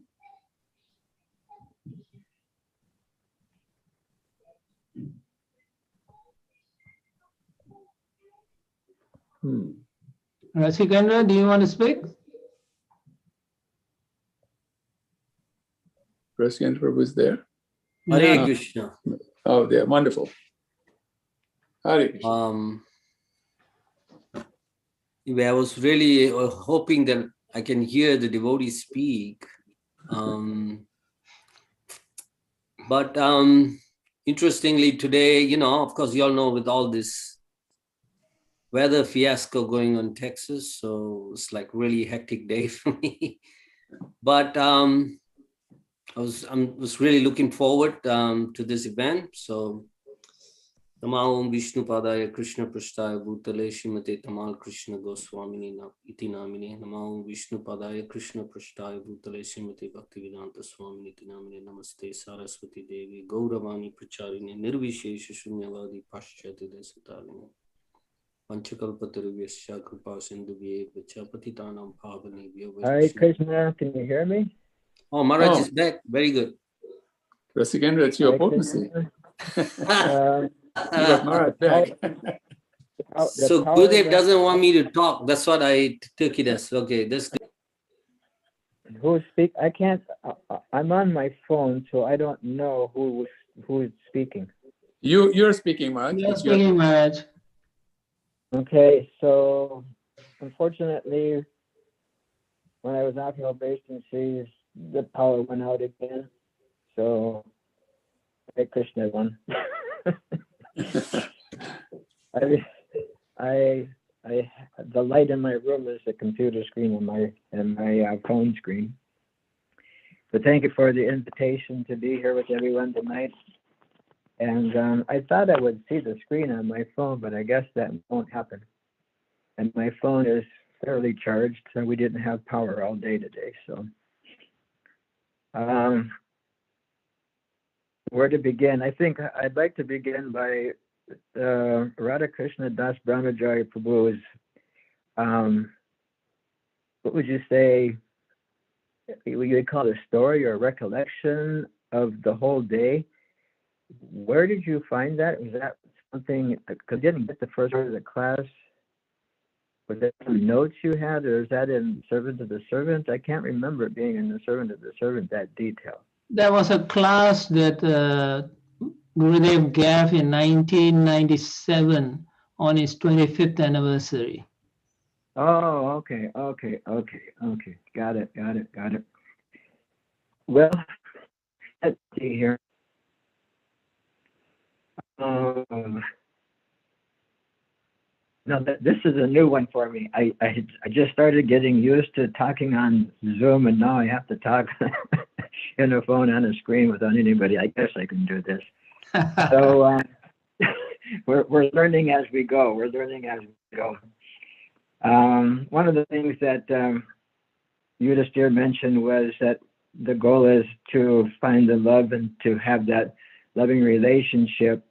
And this is something that we experienced with a lot of devotees, especially myself with TKG. Many times we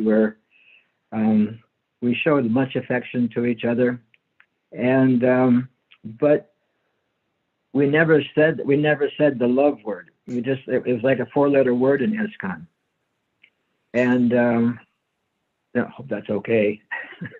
And Radhakrishna, you can open up and tell me I'm going too far. Oh my God. Okay, decline. So, in other words, I remember when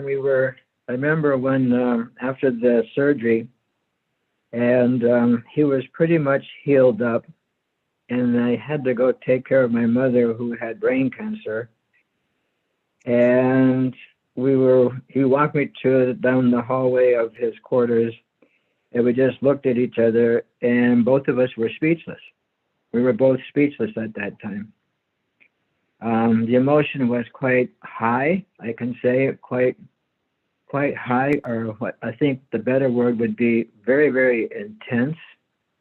Very, very intense because of the intensity of that whole prostate cancer surgery, which later became a second surgery, as we all know. And I just remember the intensity of that departure. We just looked at each other and neither one of us could speak. And so that love word, 4-letter word, it's okay to say it. And I remember being with His Holiness Giriraj Swami when we were sending His Holiness Gurudev Maharaj off. I think we were at Deva Prasta's house. I can't remember where we were. And Gurudev Maharaj was going to India to just live out the cancer, maybe take a little bit of treatment or whatever, but just focus. And I remember we looked at each other, and none of us could say that I love you. But I looked at Gary Raj and I said, "Can we say we love you? We just say it together." And then it was like, okay, we could do that. But now we've come to the point where we don't mind saying to the devotees that, or specific devotees, that we have the ability to say, "I love you," and actually have that love. And what would you say? Formulate the words in such a way that they have meaning. They have the potency is there. The 4-letter count is no longer there, and that I think it's an opening for us in this very, very higher platform to know that to love somebody in this world is okay. I mean, I've read this part of the Bhagavatam hundreds of times, not I say like hundreds, but at least getting close to 100, where Queen Kunti is praying to Krishna, Madhupati, that please let my consciousness always be directed towards you without hindrance, as the Ganges flows towards the ocean, and not be deviated to anything. And in that commentary to that verse, or the purport, Prabhupada calls the purport to that verse, to the Prabhupada just paraphrases the verse in the first part of the purport, and then he says, "But to give up the finer elements of life is not possible. These finer elements, because they are part of the soul. Feelings like, what did he say? Like attachment, anger, desire."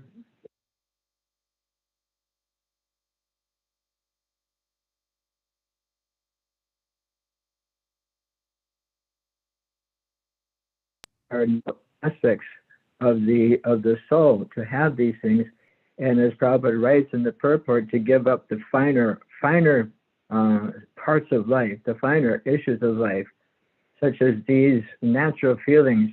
They're actually part of the soul. They're actually part of our soul. And just going to the verse here, see if I can just get it real quick, because it's a really wonderful purport. Okay. Now we're going in here. 1, SB8.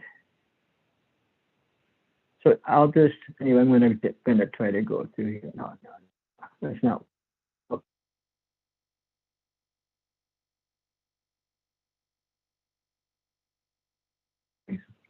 I mean, we felt it, but some of us thought that it may have been a little bit weird to tell somebody that they love them. And so I was quite happy to hear Yudhishthira expressing his feelings.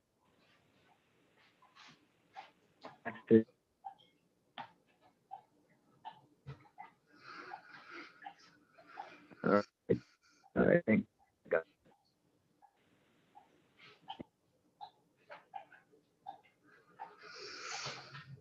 It's a practice of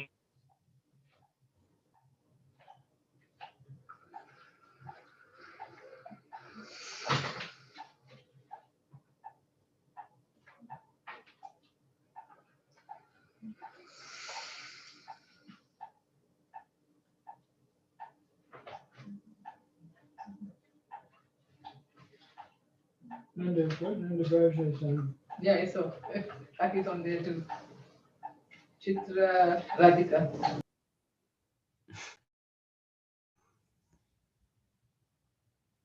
So did we lose him again? Yeah, looks like we lost him again. Maybe Rasikendra Prabhu can continue until he comes back.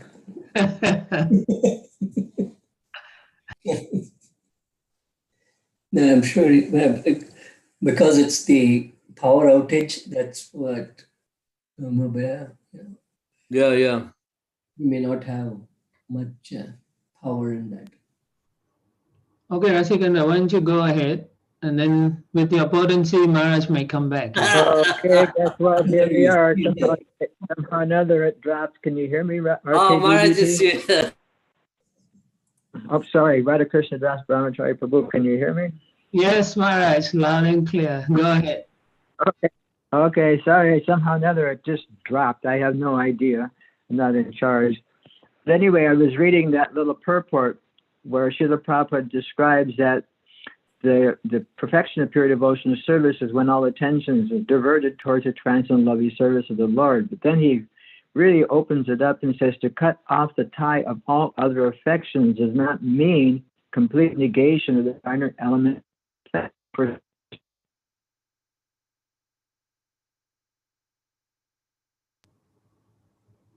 You lost him again, huh?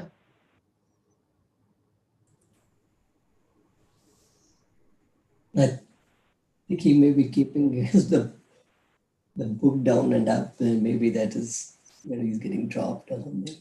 Look for Rasikendra again, because he always comes back as soon as he starts talking. Rasikendra has the power to Maharaj's phone. Anyway, so Maharaj is calling. Maybe Maharaj can. Hold on. Hare Krishna, Maharaj. I think his connection is really bad. I've texted him to see that we lost him. Yeah, I think the power problem, maybe the cellular connection is not good also. Yeah, it is. That is a problem in where he's staying. That's true. That again. Maybe I'll try a different number. Maharaj, maybe you can speak through my phone. That may be better. Can you all hear Maharaj? Yes. Hare Krishna, Krishna Krishna, Hare Rama, Hare Rama, Rama Rama, Hare Hare. Can you hear me? Yes, Maharaj. Yes. Okay, so anyway, I don't know where it cut off, but Prabhupada's in the purport, he's saying that to cut off.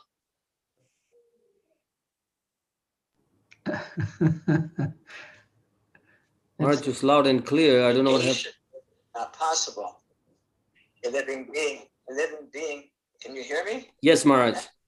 A living being, whoever he may be, must have this feeling of affection for others, because this is a symptom of life. In other words, a symptom of the soul. The symptom of life, such as desire, anger, hankerings, feelings of attraction, etc., cannot be annihilated. Only the objective has to be changed. Desire cannot be negated. But in devotional service, the desire is changed for the service of the Lord in place of desire for sense gratification. And so the idea is that loving reciprocations that we're meant to have with each other don't have to be covered in an artificial way. In other words, we can have open, loving relationships with the Vaishnavas.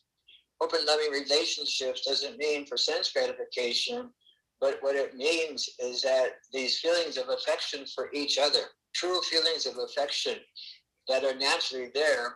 And I was saying before, to have this type of love, that makes love not a four-letter word anymore. It becomes actually a proper word for us to have. One of the things I wanted to do was to open up the Gita. If maybe we can do this, but it's stated in the 18th chapter, and there's practically no purpose to this verse, but to understand, because we're talking about TKG Sannyasa, and so Arjuna wanted to know, understand the purpose of renunciation and of the renounced over life. And Krishna gives a very, very brief answer by saying that the giving up of activities that are based on material desire is what learned men call the renounced form of life.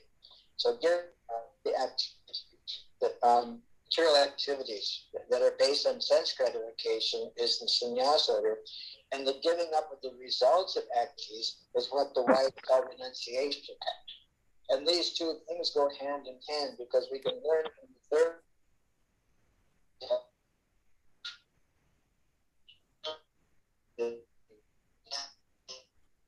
Or can achieve freedom, nor from renunciation alone can we achieve perfection. So the idea is, given that renunciation or sannyas or these types of activities are functional within society.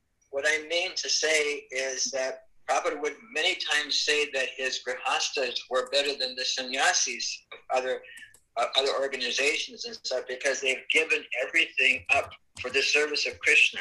He didn't consider them anything different than the others. Of course, we know the word ashram, just like we have brahmachari ashram, grihasta ashram, vanaprastha ashram, sannyas ashram, and the word ashram means a place of sacrifice. It means a place of sacrifice.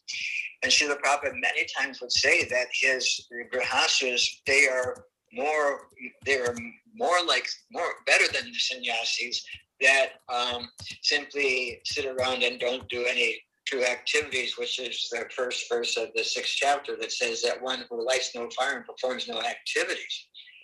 And so we also have this point that I wanted to bring up about not having any material desires to come to the point of renunciation, because the verse is Vacha Vegam Manasakroda Vegam Jiva Vegam Uttara Vegam, that one who controls the speech, or one who Vacha Vegam controls the mind, full of anger, can control the tongue, belly, and reproductive organs. This person is qualified. One who controls them is qualified to be a Goswami and can be a guru of the world in one sense, can accept disciples all over the world. It does not say one who has no desire to speak, or has no problem with the mind, or has no anger, or has no, it says that one who can control these things. So this is the idea that we see for the sannyasis, or grihastas, the brahmacharis. We want to free ourselves of desire and actually utilize our spiritual intelligence. I gave a class last Friday, I think at Harrisburg, Pennsylvania, in the last verse of the 3rd chapter, and it describes that knowing ourselves to be different than these senses, and our mind and our intelligence as spirit soul, then with deliberate spiritual intelligence we're meant to overcome these things. And so this is the perfection. It doesn't matter what ashram we're in. I'll give a little example. I remember I was in Gainesville one day, years and years ago, and one grihasta came into my office. I don't know if I was managing, or I can't recall the situation there on that level, but I was in my office when grihasta came back, and it appeared as if he had had a discussion with his wife that day that didn't go so well. And he said, boy, Maharaj, you really, really, really picked the right ashram. And I just looked him straight in the eye and I said, if I do one thing out of place, one thing that's not according to my ashram or according to somebody else's opinion of what my ashram will be, that's all they see is that one spot. That's all they see is the spot. And he said, boy, I never looked at it that way. I never looked at it that way. And I said, yes. I said, I have my austerities. You have your austerities. Brahmacharis have their austerities. Everyone has their austerities. Every living entity has a particular type of false ego that matches the type of body that they have. It's pretty much amazing when you take a look at it.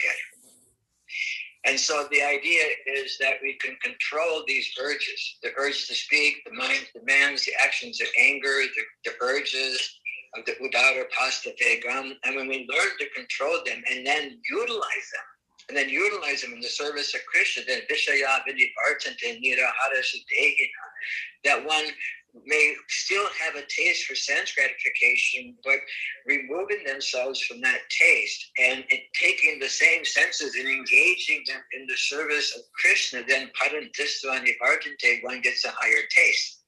And so the example that is given by Krishna is that of a tortoise that can extend its limbs when necessary and bring them back when unnecessary. And so I'm getting text as I'm talking here. I mean, my phone's on to keep up and in. But the idea is that we can actually come to the point of true renunciation in our heart, because what do we actually own? What do we actually have? So the idea of sannyas, just like Tamal Krishna Maharaj was like prepared to do it. He wanted to do it. He was prepared to do it. I don't want to speak about me. I want to speak about him. But in my case, I was asked. And I was asked probably 1981 or 2. And I said, no. I was like 28 years old then. And 28-year-old body is not meant for, well, it could be meant for sannyas, but I don't know if by the time I was 32, it was any closer. But the idea is that I was told by Ridananda Maharaj that it would be good for your preaching. It would be good for your preaching. And then that was a time when some sannyasis had like slipped from their vows and stuff like that. And I said, really, really, really, I can't quite understand this. Why? But somehow or another we did. And the point is that to remain real is important. And TKG was quite real. That were, in his relationships with the devotees, that he left no assumptions. You knew what he wanted. You knew what he instructed you to do. There was no, what would you call it? There was no assumptions, no misunderstandings, clear-cut understanding. And the power that he had, especially when he first took sannyas and did all that traveling and preaching, was, what would you say, remarkable. That freedom that you have, where you don't have to worry about, not worry, but have the service of taking care of others in a different way. Everyone has a duty to take for something or someone, but in this case, our duty is to take care of the Vaishnavas, and that he certainly did in an exceptional way. Just like I don't remember who it was. It may have been Yudhishthir when they were talking, or Nityananda, that TKG actually had affection for everyone, and it's just like the parent never shows more affection to one than the other. And he said even all the devotees, and the way he accepted me in his life, and the way he accepted all of us. I can remember having lunches with so many different God brothers or different devotees, and he was, in one sense, a very gracious host, especially the day I came and he wanted me to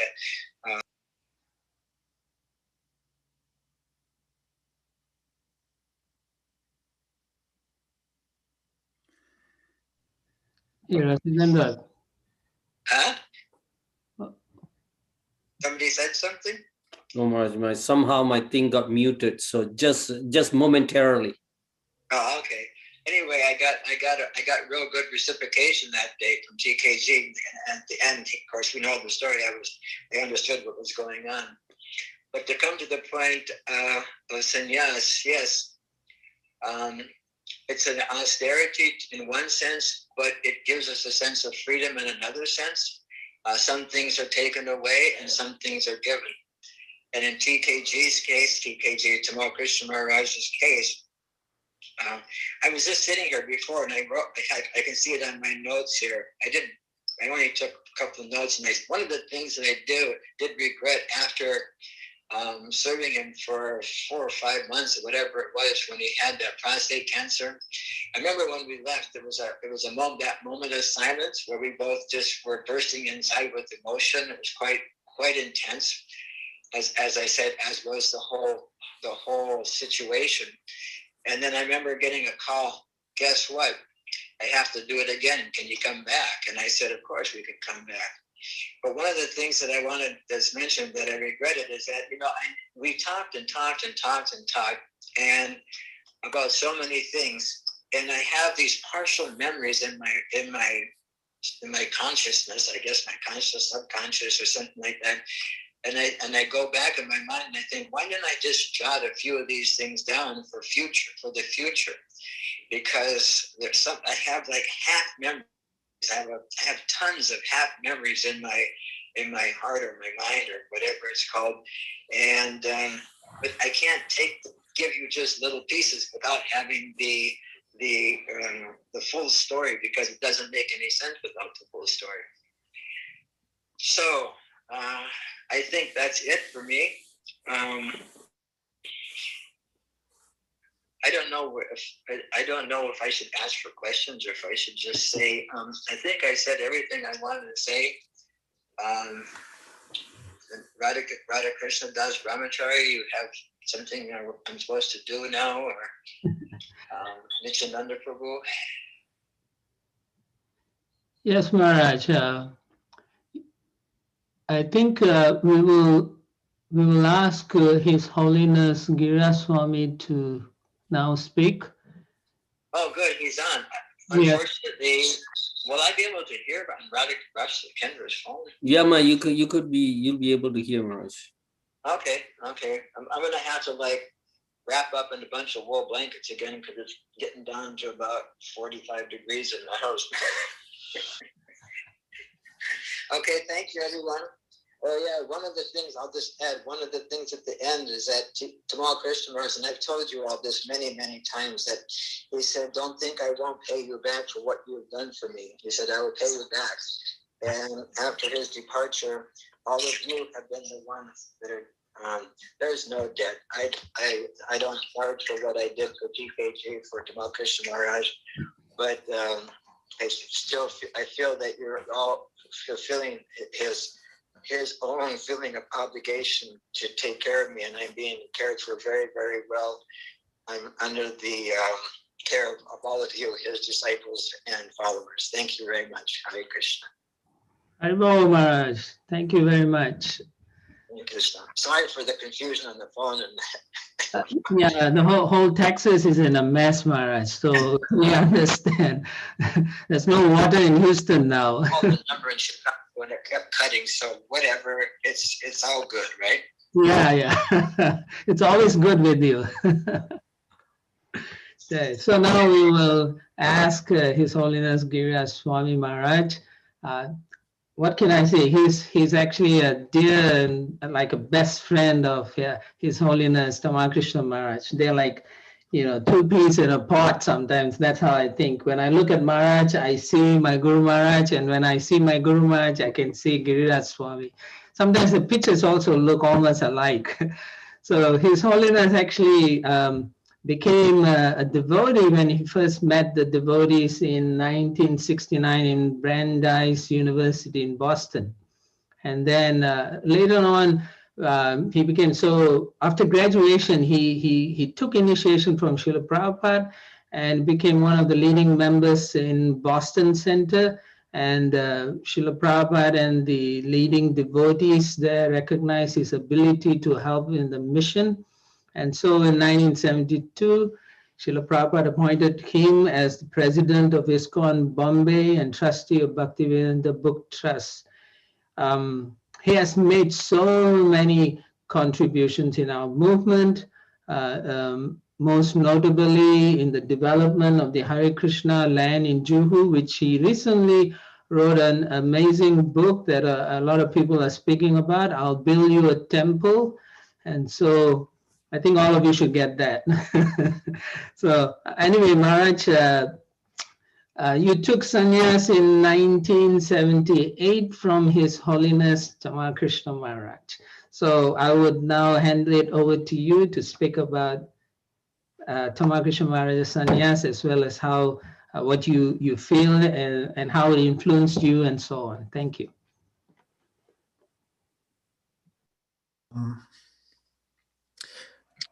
Well, one of the things that a sannyasi can do.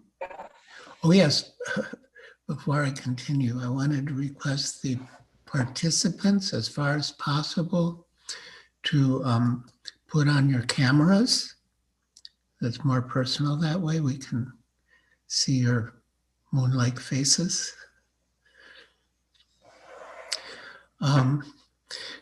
So yes, one thing that a sannyasi can do, which no one else can do, is give sannyas to someone else.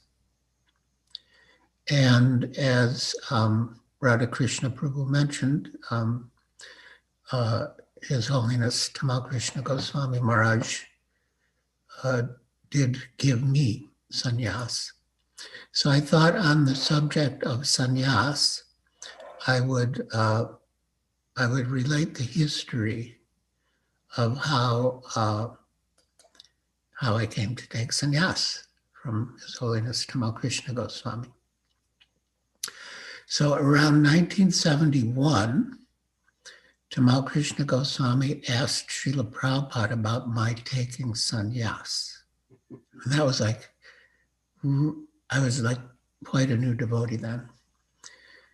And Srila Prabhupada said, yes, I should. Then in Juhu in 1975, a wave of devotees wanted to take sannyas. Now Yogendra Swami, Lokanath Swami, Sridhar Swami. I was actually senior to them, and so devotees suggested that I should take sannyas too. Within my heart, I felt reluctant. But Gopal Krishna Prabhu, the GBC for Bombay at the time, mentioned the idea to me and then took the initiative to speak to Srila Prabhupada. Srila Prabhupada then called for me.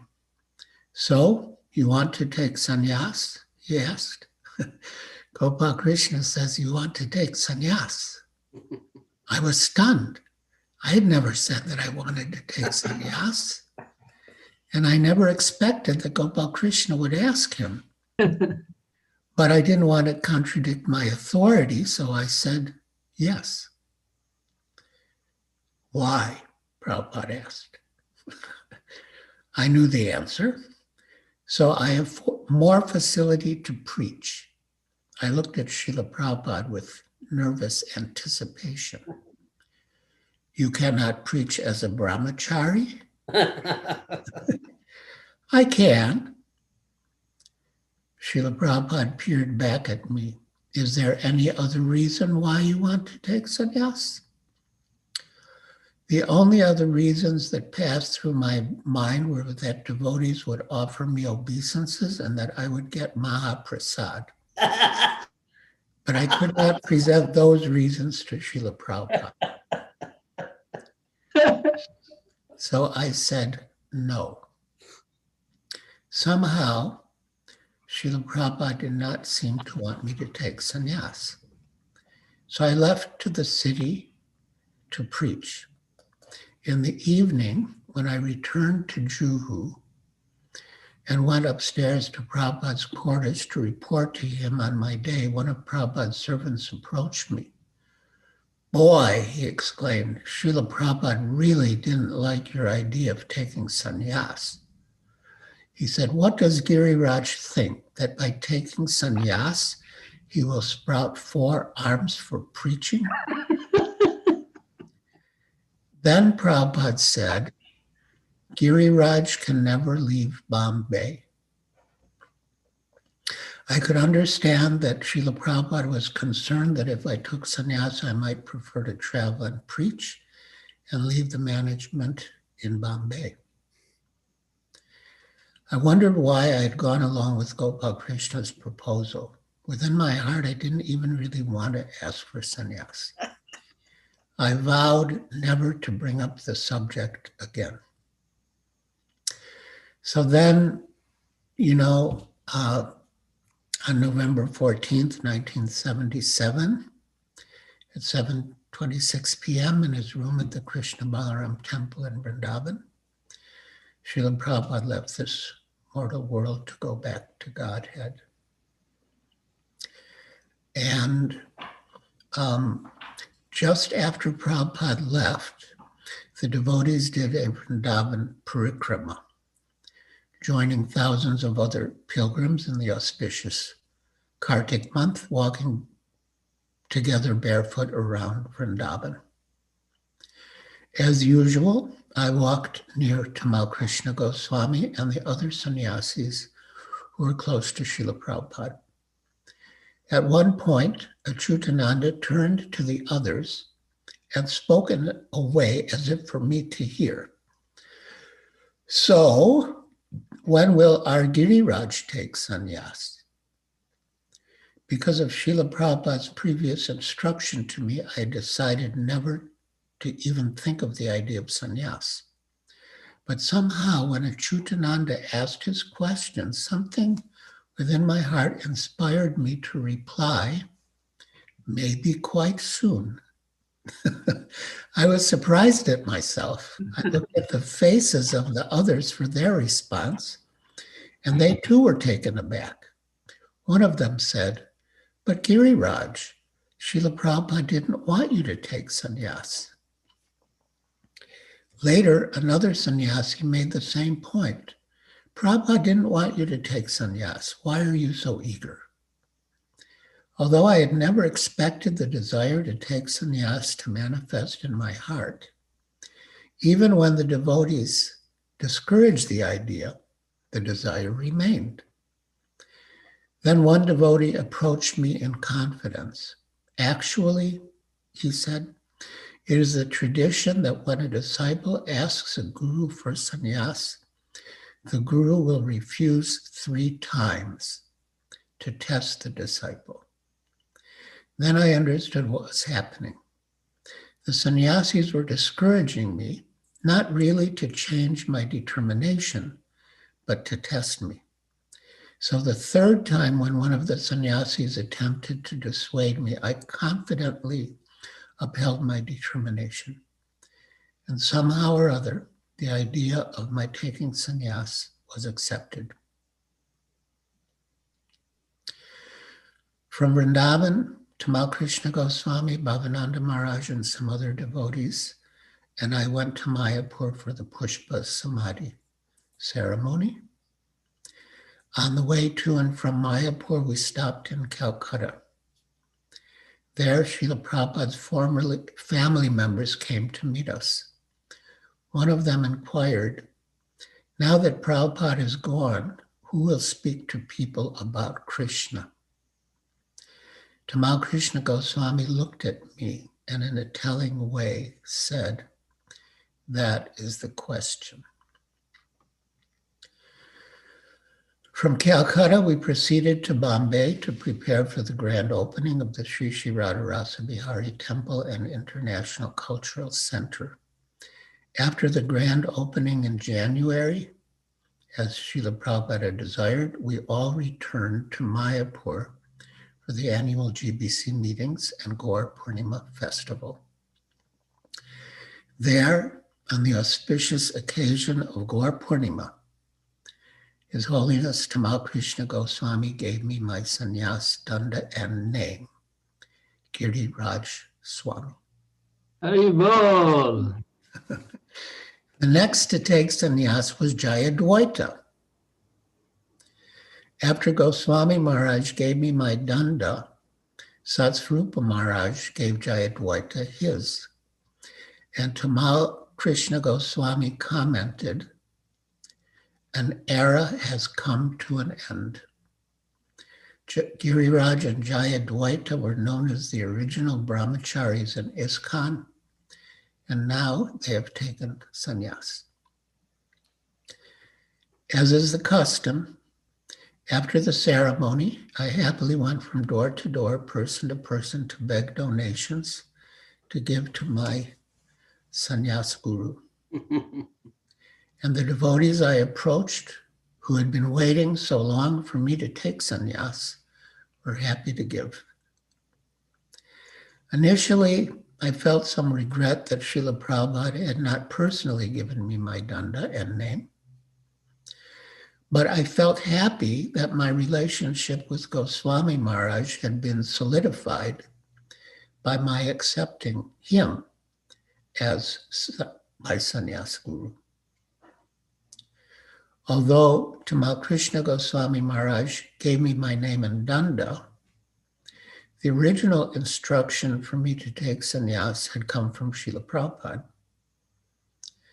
Still, Srila Prabhupada's desire was fulfilled through his beloved son and my dear god brother, Tamal Krishna Goswami. And I feel very happy that my already strong relationship with Goswami Maharaj was further solidified and formalized by his becoming my sannyas guru. And so His Holiness Giridhari Swami and I have the distinction of being Tamal Krishna Goswami sannyasi disciples. And yeah, I'm deeply indebted to him. He was an exemplary sannyasi. Yeah, I remember once,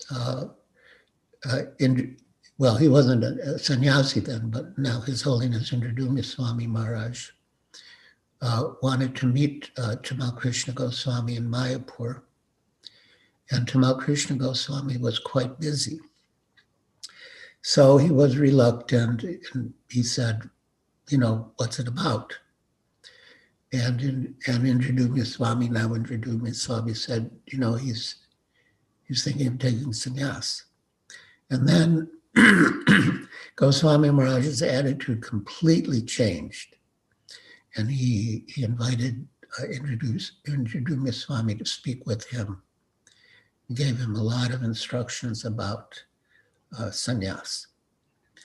So, yes, Tamal Krishna Goswami was an exemplary sannyasi, and he trained other sannyasis. And yeah, but I really appreciated what His Holiness Ratattvata Swami was saying, that, you know, even though he was a sannyasi, he was much more than a sannyasi. And he was an extraordinary person in that he was expert at so many things, you know, including management. So yeah, we miss him a lot, but you know, he's given us service, and so we remain connected through service. And a lot of the service is in Dallas, is in Texas. And yeah, so we feel connected with him in that way. And our wise god brother, Burijan Prabhu, once commented about Tamal Krishna Goswami's gifts, that he gave Giridhari Swami the Orient, he gave Keshava Bharti Das Goswami the Govardhan Ashram, and he gave Ritatpita Swami and me Texas. So I'm grateful to him for that as well. So yeah, thank you for arranging this wonderful program and inviting me to join it. And yeah, I'm here to serve all of you in any way you wish. Hare Krishna. Hare Krishna. So I guess we can actually ask the devotees, they could ask Maharaj, Giriraj Swami and Ritava Swami questions regarding Tamal Maharaj sannyas, if they are willing to. Otherwise, we can ask others to comment if they so wish to. Well, I have something to say that may not be exactly on the topic, but it is definitely on the topic of Tamal Krishna Goswami. Go ahead, Maharaj. And that is, you know, at one stage in the Juhu story, the demons, and yeah, they had arranged for our small temple to be demolished. And yeah, they almost all of it, except the deity rooms, were demolished. And so we wanted to rebuild it. And Mrs. Nair, she went to the court to get an injunction to stop us from rebuilding it. But the judge said, no, he won't give any injunction unless he hears from us. And that could only be on Monday. This was on Friday. So we basically had the weekend. And it was raining a lot. And but yeah, Mr. Sethi, he was a big hero. And yeah, they were working day and night to rebuild the temple. So Satsvarupa had recently passed through Juhu, and I was very attached to him. And, you know, he was my first temple president in Boston. And, you know, I mentioned to Tamal Krishna Goswami how I appreciated Satsvarupa Maharaj and his humility. And he looked at me, Tamal Krishna Goswami looked at me with this intense, controlled anger. And he said, your humility will be to stay up all night and make sure this temple gets rebuilt. And I thought about it and I concluded, yes, he's right. You know, where's the humility if I'm not surrendered to the order of my superiors or the service of my spiritual master? So, yeah. I mean, my memories of Goswami Maharaj are limitless, but somehow I thought of that one now. Yeah. So yeah, questions for His Holiness Ritatpita Swami or me, whatever you would like to do with us.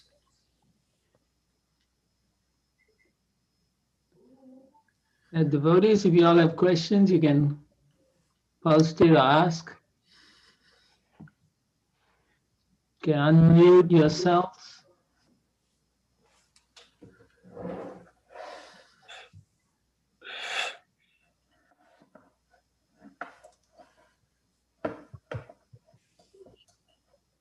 I had a question, Maharaj. Thank you for such nice recollection. Did Srila Gurudev expect more of his sannyasi god brothers as he did his Grihastha God brothers based on your experience or your relationship with Srila Gurudev? I mean, Srila Gurudev wanted a high degree of surrender from everyone. And that was part of the beauty of his association and training, that he didn't want anyone to be slack in any way. So, yeah, I'm sure he accepted some things from his sannyasi god brothers that he didn't expect from his Grihastha god brothers. But he wanted everyone to be fully surrendered to Srila Prabhupada and the mission. And he drew out that surrender. He inspired that surrender by his own example and his own conviction. One of the most significant talks I ever had with anyone, during Srila Prabhupada's time was in Calcutta. Tamal Krishna Goswami and I happened to meet on the balcony of the Calcutta temple sort of late one night when everyone else was asleep. And he told me, with great conviction that, the secret of success in spiritual life is to please the spiritual master. And I was doing everything, that Srila Prabhupada instructed, but I didn't have a focal point as such. But after that talk, the focal point really became, serving the spiritual master. And Indradumya Swami once asked Tamal Krishna Goswami, what is the main characteristic he should look for in a disciple? And Goswami Maharaj replied, Guru Nishta, full faith in the Guru. And Goswami had it, and he he inspired it and encouraged it in others, and he preached it.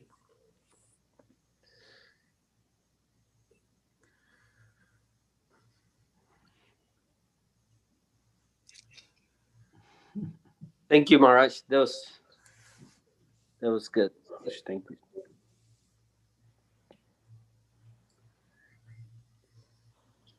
First took sannyas was very staunch, and there was a period when I heard that he wanted women to go to Australia and things like that. He wanted to stress the value of brahmachari life and sannyas life. But then when he became a guru, he also had women disciples, and he seemed to change a little bit in that regard. I just wondered if you could comment on any. In general, he seemed to soften in many ways at the end of his services for Prabhupada. Can you comment on that? I think that your observation is accurate.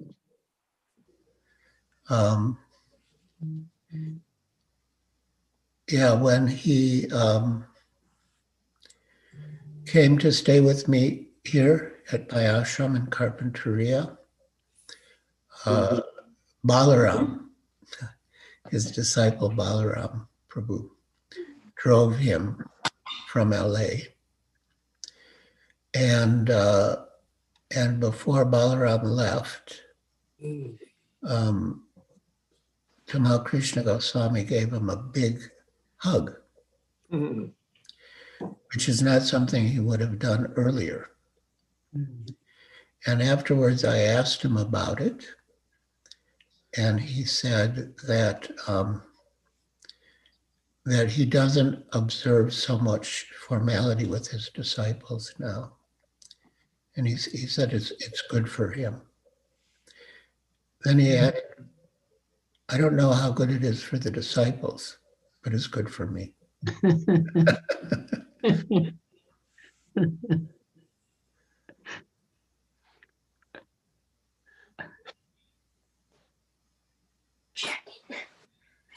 and with his brother Kalachunji also being a sannyasi, he was, Listening through my phone.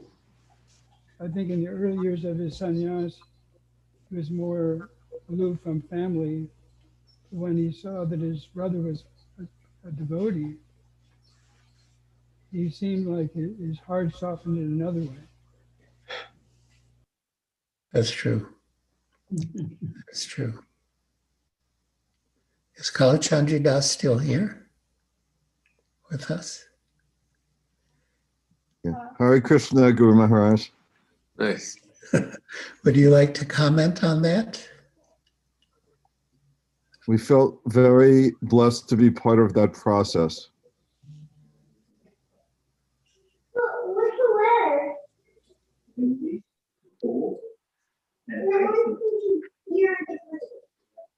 That was a well-edited response. That's true.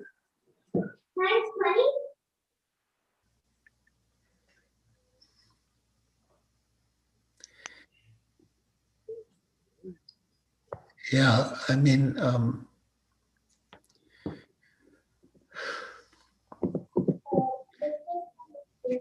Chanji, I think, did inquire about initiation, and Tamal Krishna Goswami said, I already have so many disciples, but I have only one brother. So I don't want to lose my brother for the sake of having another disciple. Hmm.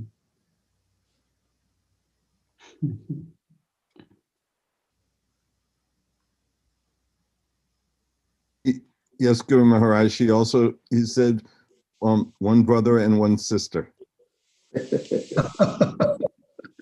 Good, even better.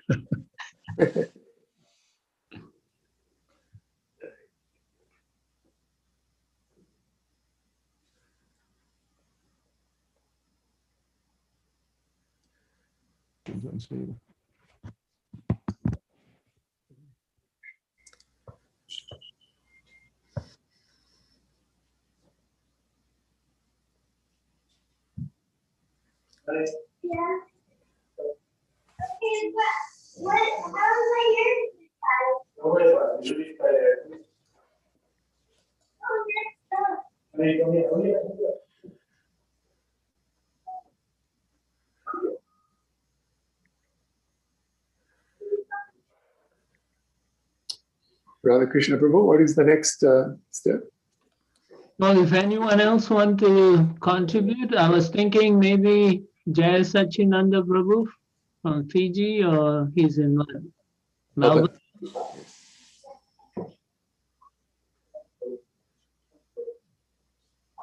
I think he logged off or what? Is he still online? Yeah, he just put on his camera. I see him. Go ahead. Yeah. Hare Krishna. Hare Krishna, Namo Vishnu Padaya Krishna Prastaya Bhutale Smriti Tamal Krishna Goswami Ti Namane.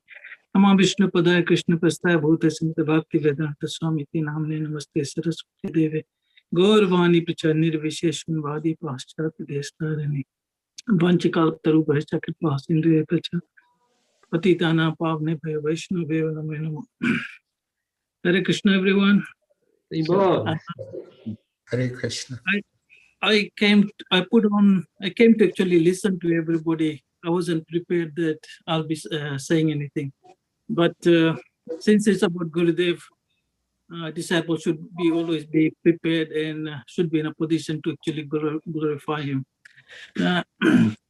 I'm from Fiji, and one of my first inspiration or the devotees there was Nityanand Prabhu, who is there.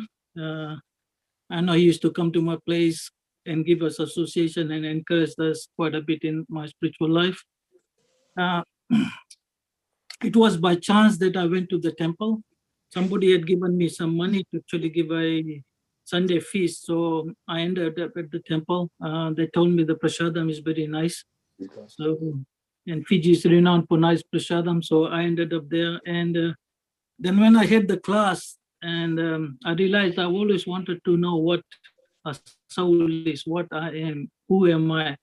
So after going for 2 weeks, because the feast was somebody else's, and the third week I actually decided to go in just for the sake of attending the program. When I had all the disciples speaking so nicely, I was so impressed, because not only they spoke about it, they asked for questions, and when you had questions, they actually took time and explained to them. So that was very impressive to me.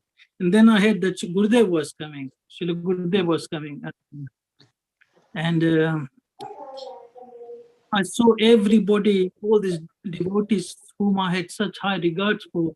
They were in such anxiety to actually make sure that when Srila Gurudev came, everything was so nicely. So that was my first impression of Srila Gurudev without meeting him. All these great devotees preaching so nicely, understanding philosophy so nicely, and then have so much anxiety and so much love for someone whom I hadn't actually met. And when I met Srila Gurudev for the first time, I had no doubt that he was my spiritual master. And from there, he looked after me. I always felt his presence, and somehow or the other, he has always guided me and gave me warnings, or sort of kind of warnings, you can say that. Even when he left, as I was speaking this morning with the devotees from US, I mentioned this about my dream. I don't know, should I repeat it? Yes, please. So one day, the day before, the night before, I had this dream of Srila Gurudev. Nityanand Prabhu, you would understand the temple we had in Suva, that tin shed hall. Yes. So when we enter, on the right-hand side was the door, and on the left-hand side was Srila Prabhupada's Vyasasana. And on the far left-hand side was where we put the deities there, which we got every Sunday from Vasudev Prabhu. Srila Gurudev was sitting somewhere near there on a bench with another devotee. I was on the opposite side of him on the other wall, and Prabhupada Murti was on the Vyasasana. Then I saw Prabhupada getting up. This was his Murti form. He got up and he got out of the door. And Gurudev was talking to somebody, and then Gurudev said that, I have to go. I can't keep Prabhupada waiting. So this happened the night before Gurudev left. And to me, when I had the news, it was very clear that Srila Prabhupada had some higher mission for him, and that's where Srila Gurudev had gone. So it took me a very long time to realize that he was physically not there. I still find it difficult that he's not there, but he's in our life every day, guiding us. And once I wrote an email, this was just before he had the operation, I think a month or so, and I dreamt that Srila Gurudev was in a hospital, on a hospital bed, and he was half up and he was doing Abhishek of Gaurnitai. And I wrote to Srila Gurudev and I said, I hope you are well. I had this dream that you were not well and you were in the hospital. And he said, no, he's all right. And then a month later, he went through all that trouble that we know with his operation in Dallas. So somehow or the other, Gurudev, and I think even now he comes to us and encourages us through himself, through his other devotees. All we have to open our heart and listen to him and to other devotees. We have some very nice senior devotees, God brothers and God sisters whom we can help. And I don't know why, but he saw me as someone to lead. I never got that why, and always felt like I was a little puppy near his feet. I always wanted to be around him. Those in Fiji would understand that not many devotees wanted to be with Srila Gurudev, serving him directly. I was a weird one in that sense, that I always wanted to be with Srila Gurudev, and he encouraged me whenever he could. It's so nice that we have got so many uncles and aunties who can actually guide us. Please look after us. One last thing, that I was really impressed about Srila Gurudev is the way he treated his god brothers and god sisters. That was in Suba Temple, I think towards 1997 or 1996, 1997. And he told me that when you are saving him, don't just make a plate for him. Make sure there's about 6, 7, 8 plates made around, and everybody sitting around him serve nicely, especially his god brothers and god sisters. And this way, what happens is that he doesn't feel like he's eating alone, and he said, I don't want people looking at my plate, you know. So I tried to do that. I tried to implement that wherever I could, and I'm very fortunate that I feel like that, you know, being born in Fiji, you know, around all the Malaches, and you know, Srila Gurudev personally came actually to take me out, you know, and I'm so grateful for him and trying to become a devotee. But I know one of the qualities of Srila Gurudev is that he never, whatever he does, he makes sure he completes it. So I know one day, not by my ability, by his mercy, that I will become a devotee, you know. Right. Krishna. Hare Krishna. Beautiful. Thank you very much, Jai Sachinanda Prabhu. Thank you, Prabhu. Hare Krishna. Hare Krishna. Take care. Hare, Hare. I'd like to call on Shamala Shaki Mataji.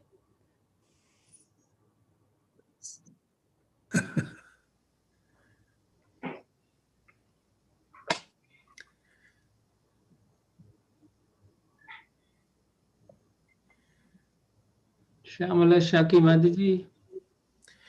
She's nodding her head no, but I don't know if the authorities will accept that. Yeah. Oh.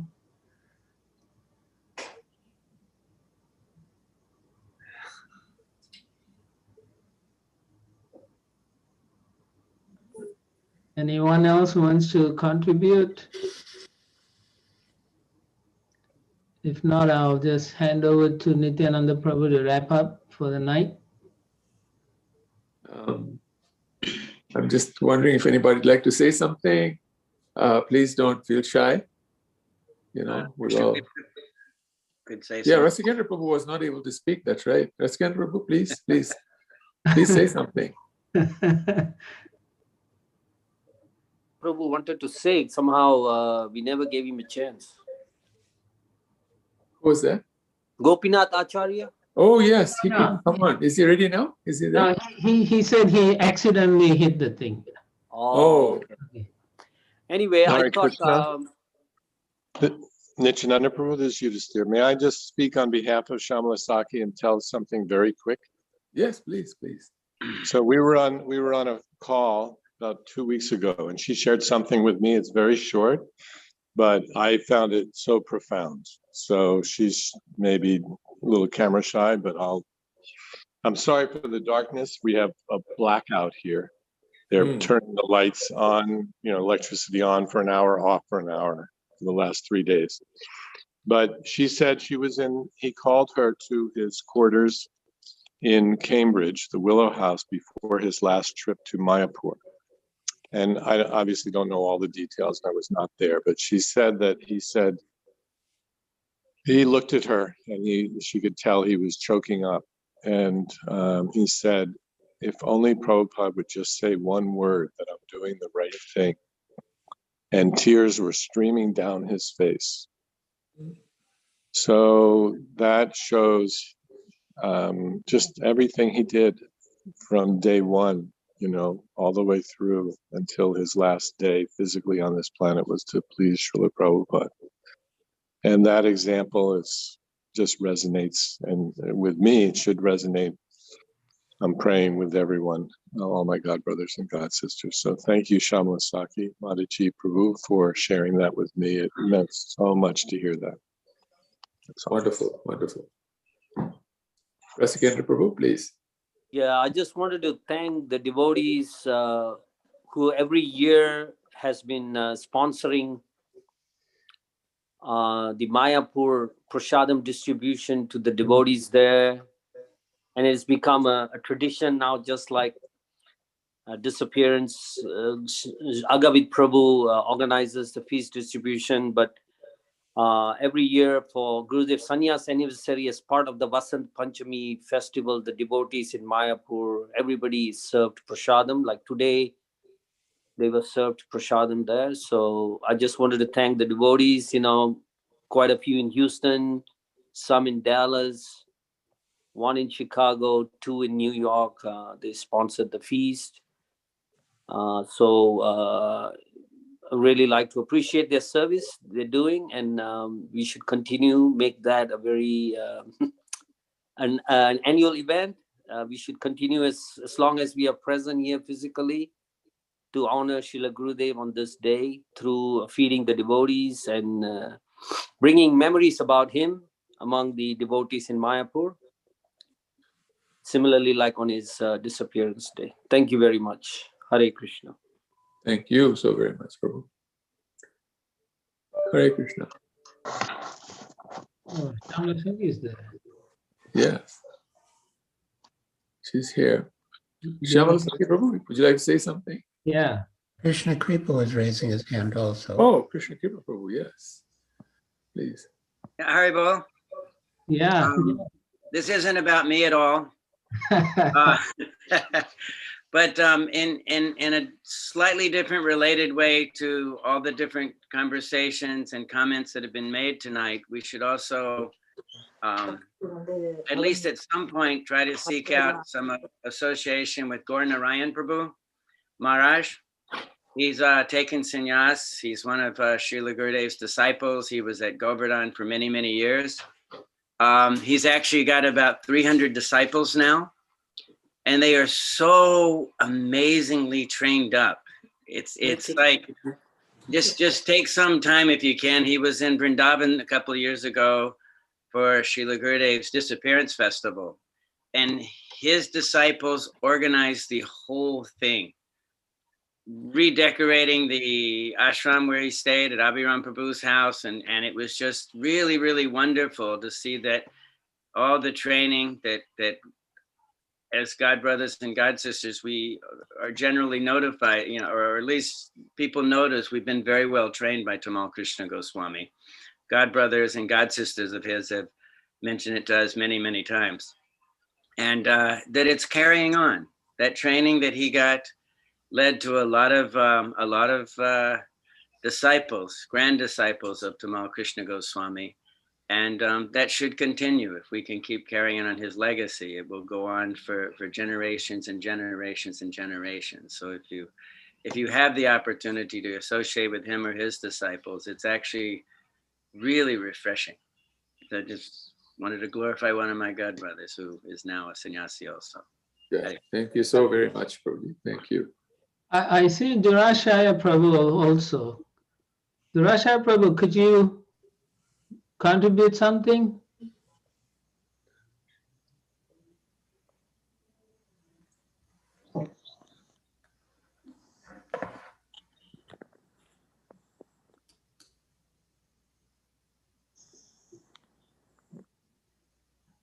No.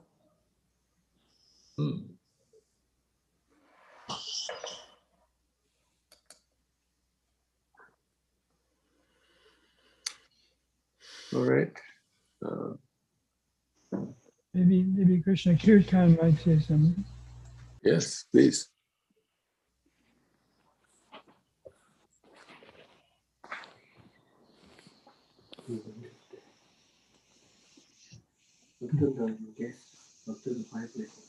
Krishna Kirtan has done an amazing job with the tapes of Srila Gurudev, and he has the tape website.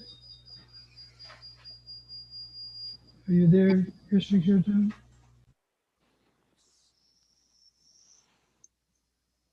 He doesn't want to speak. Okay.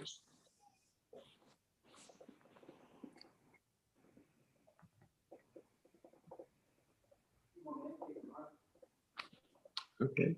Well, on behalf of Srila Gurudev and of course all of the wonderful devotees here who had such wonderful relationships with him, we'd like to say thank you so very much for attending this program. Some of us made some meals for Gurudev in our homes so that he would come and enjoy those meals in the home because we couldn't all get together due to the circumstances we were with. And I want to thank all those devotees who made those meals and offered them to Srila Gurudev.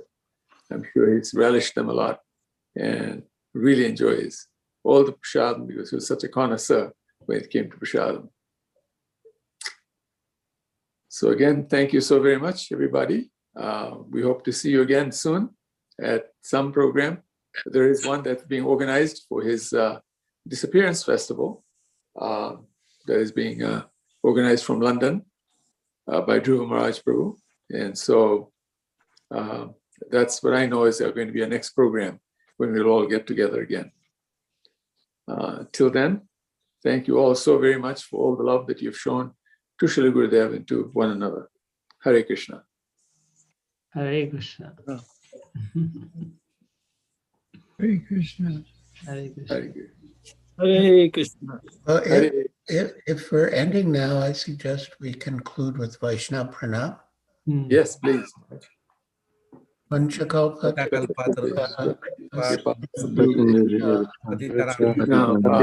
पावनेभ्यो वैष्णवेभ्यो नमो नमः। Jai Vaishnava ki jai. Jai, jai, Prabhupada ki jai. Jai. Srila Gurudev ki jai. Jai. Jai. Srila Giriraj Swami Maharaj ki jai. Jai. Thank you all. Thank you all. Hare Bo. Hare Krishna. Hare Krishna.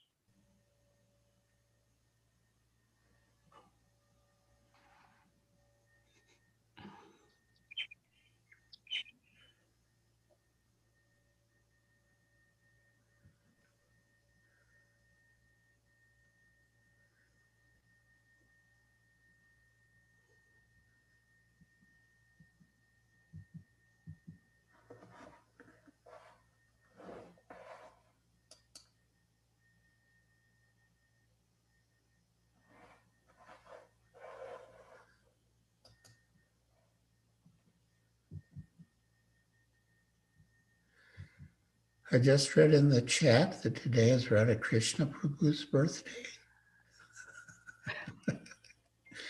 Happy birthday. Hare Krishna, man. Thank you, Maharaj. Happy birthday, Radha Krishna. Oh, Hare Krishna. Thank you. Happy birthday. Where's the cake? Come over.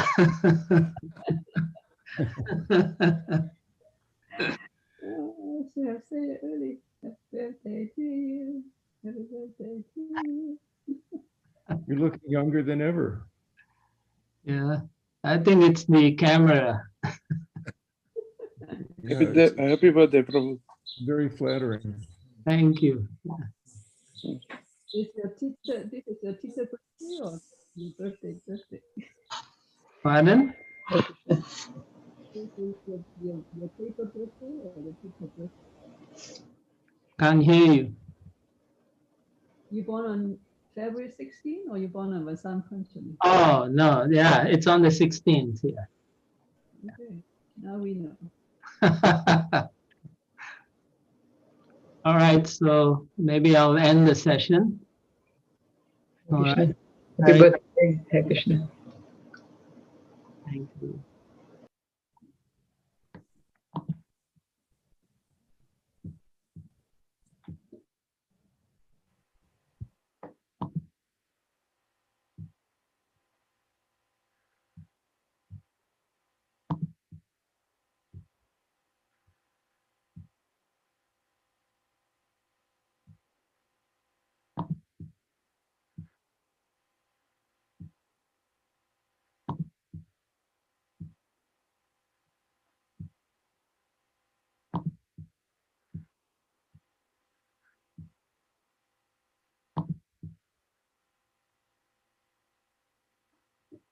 Okay, Maharaj.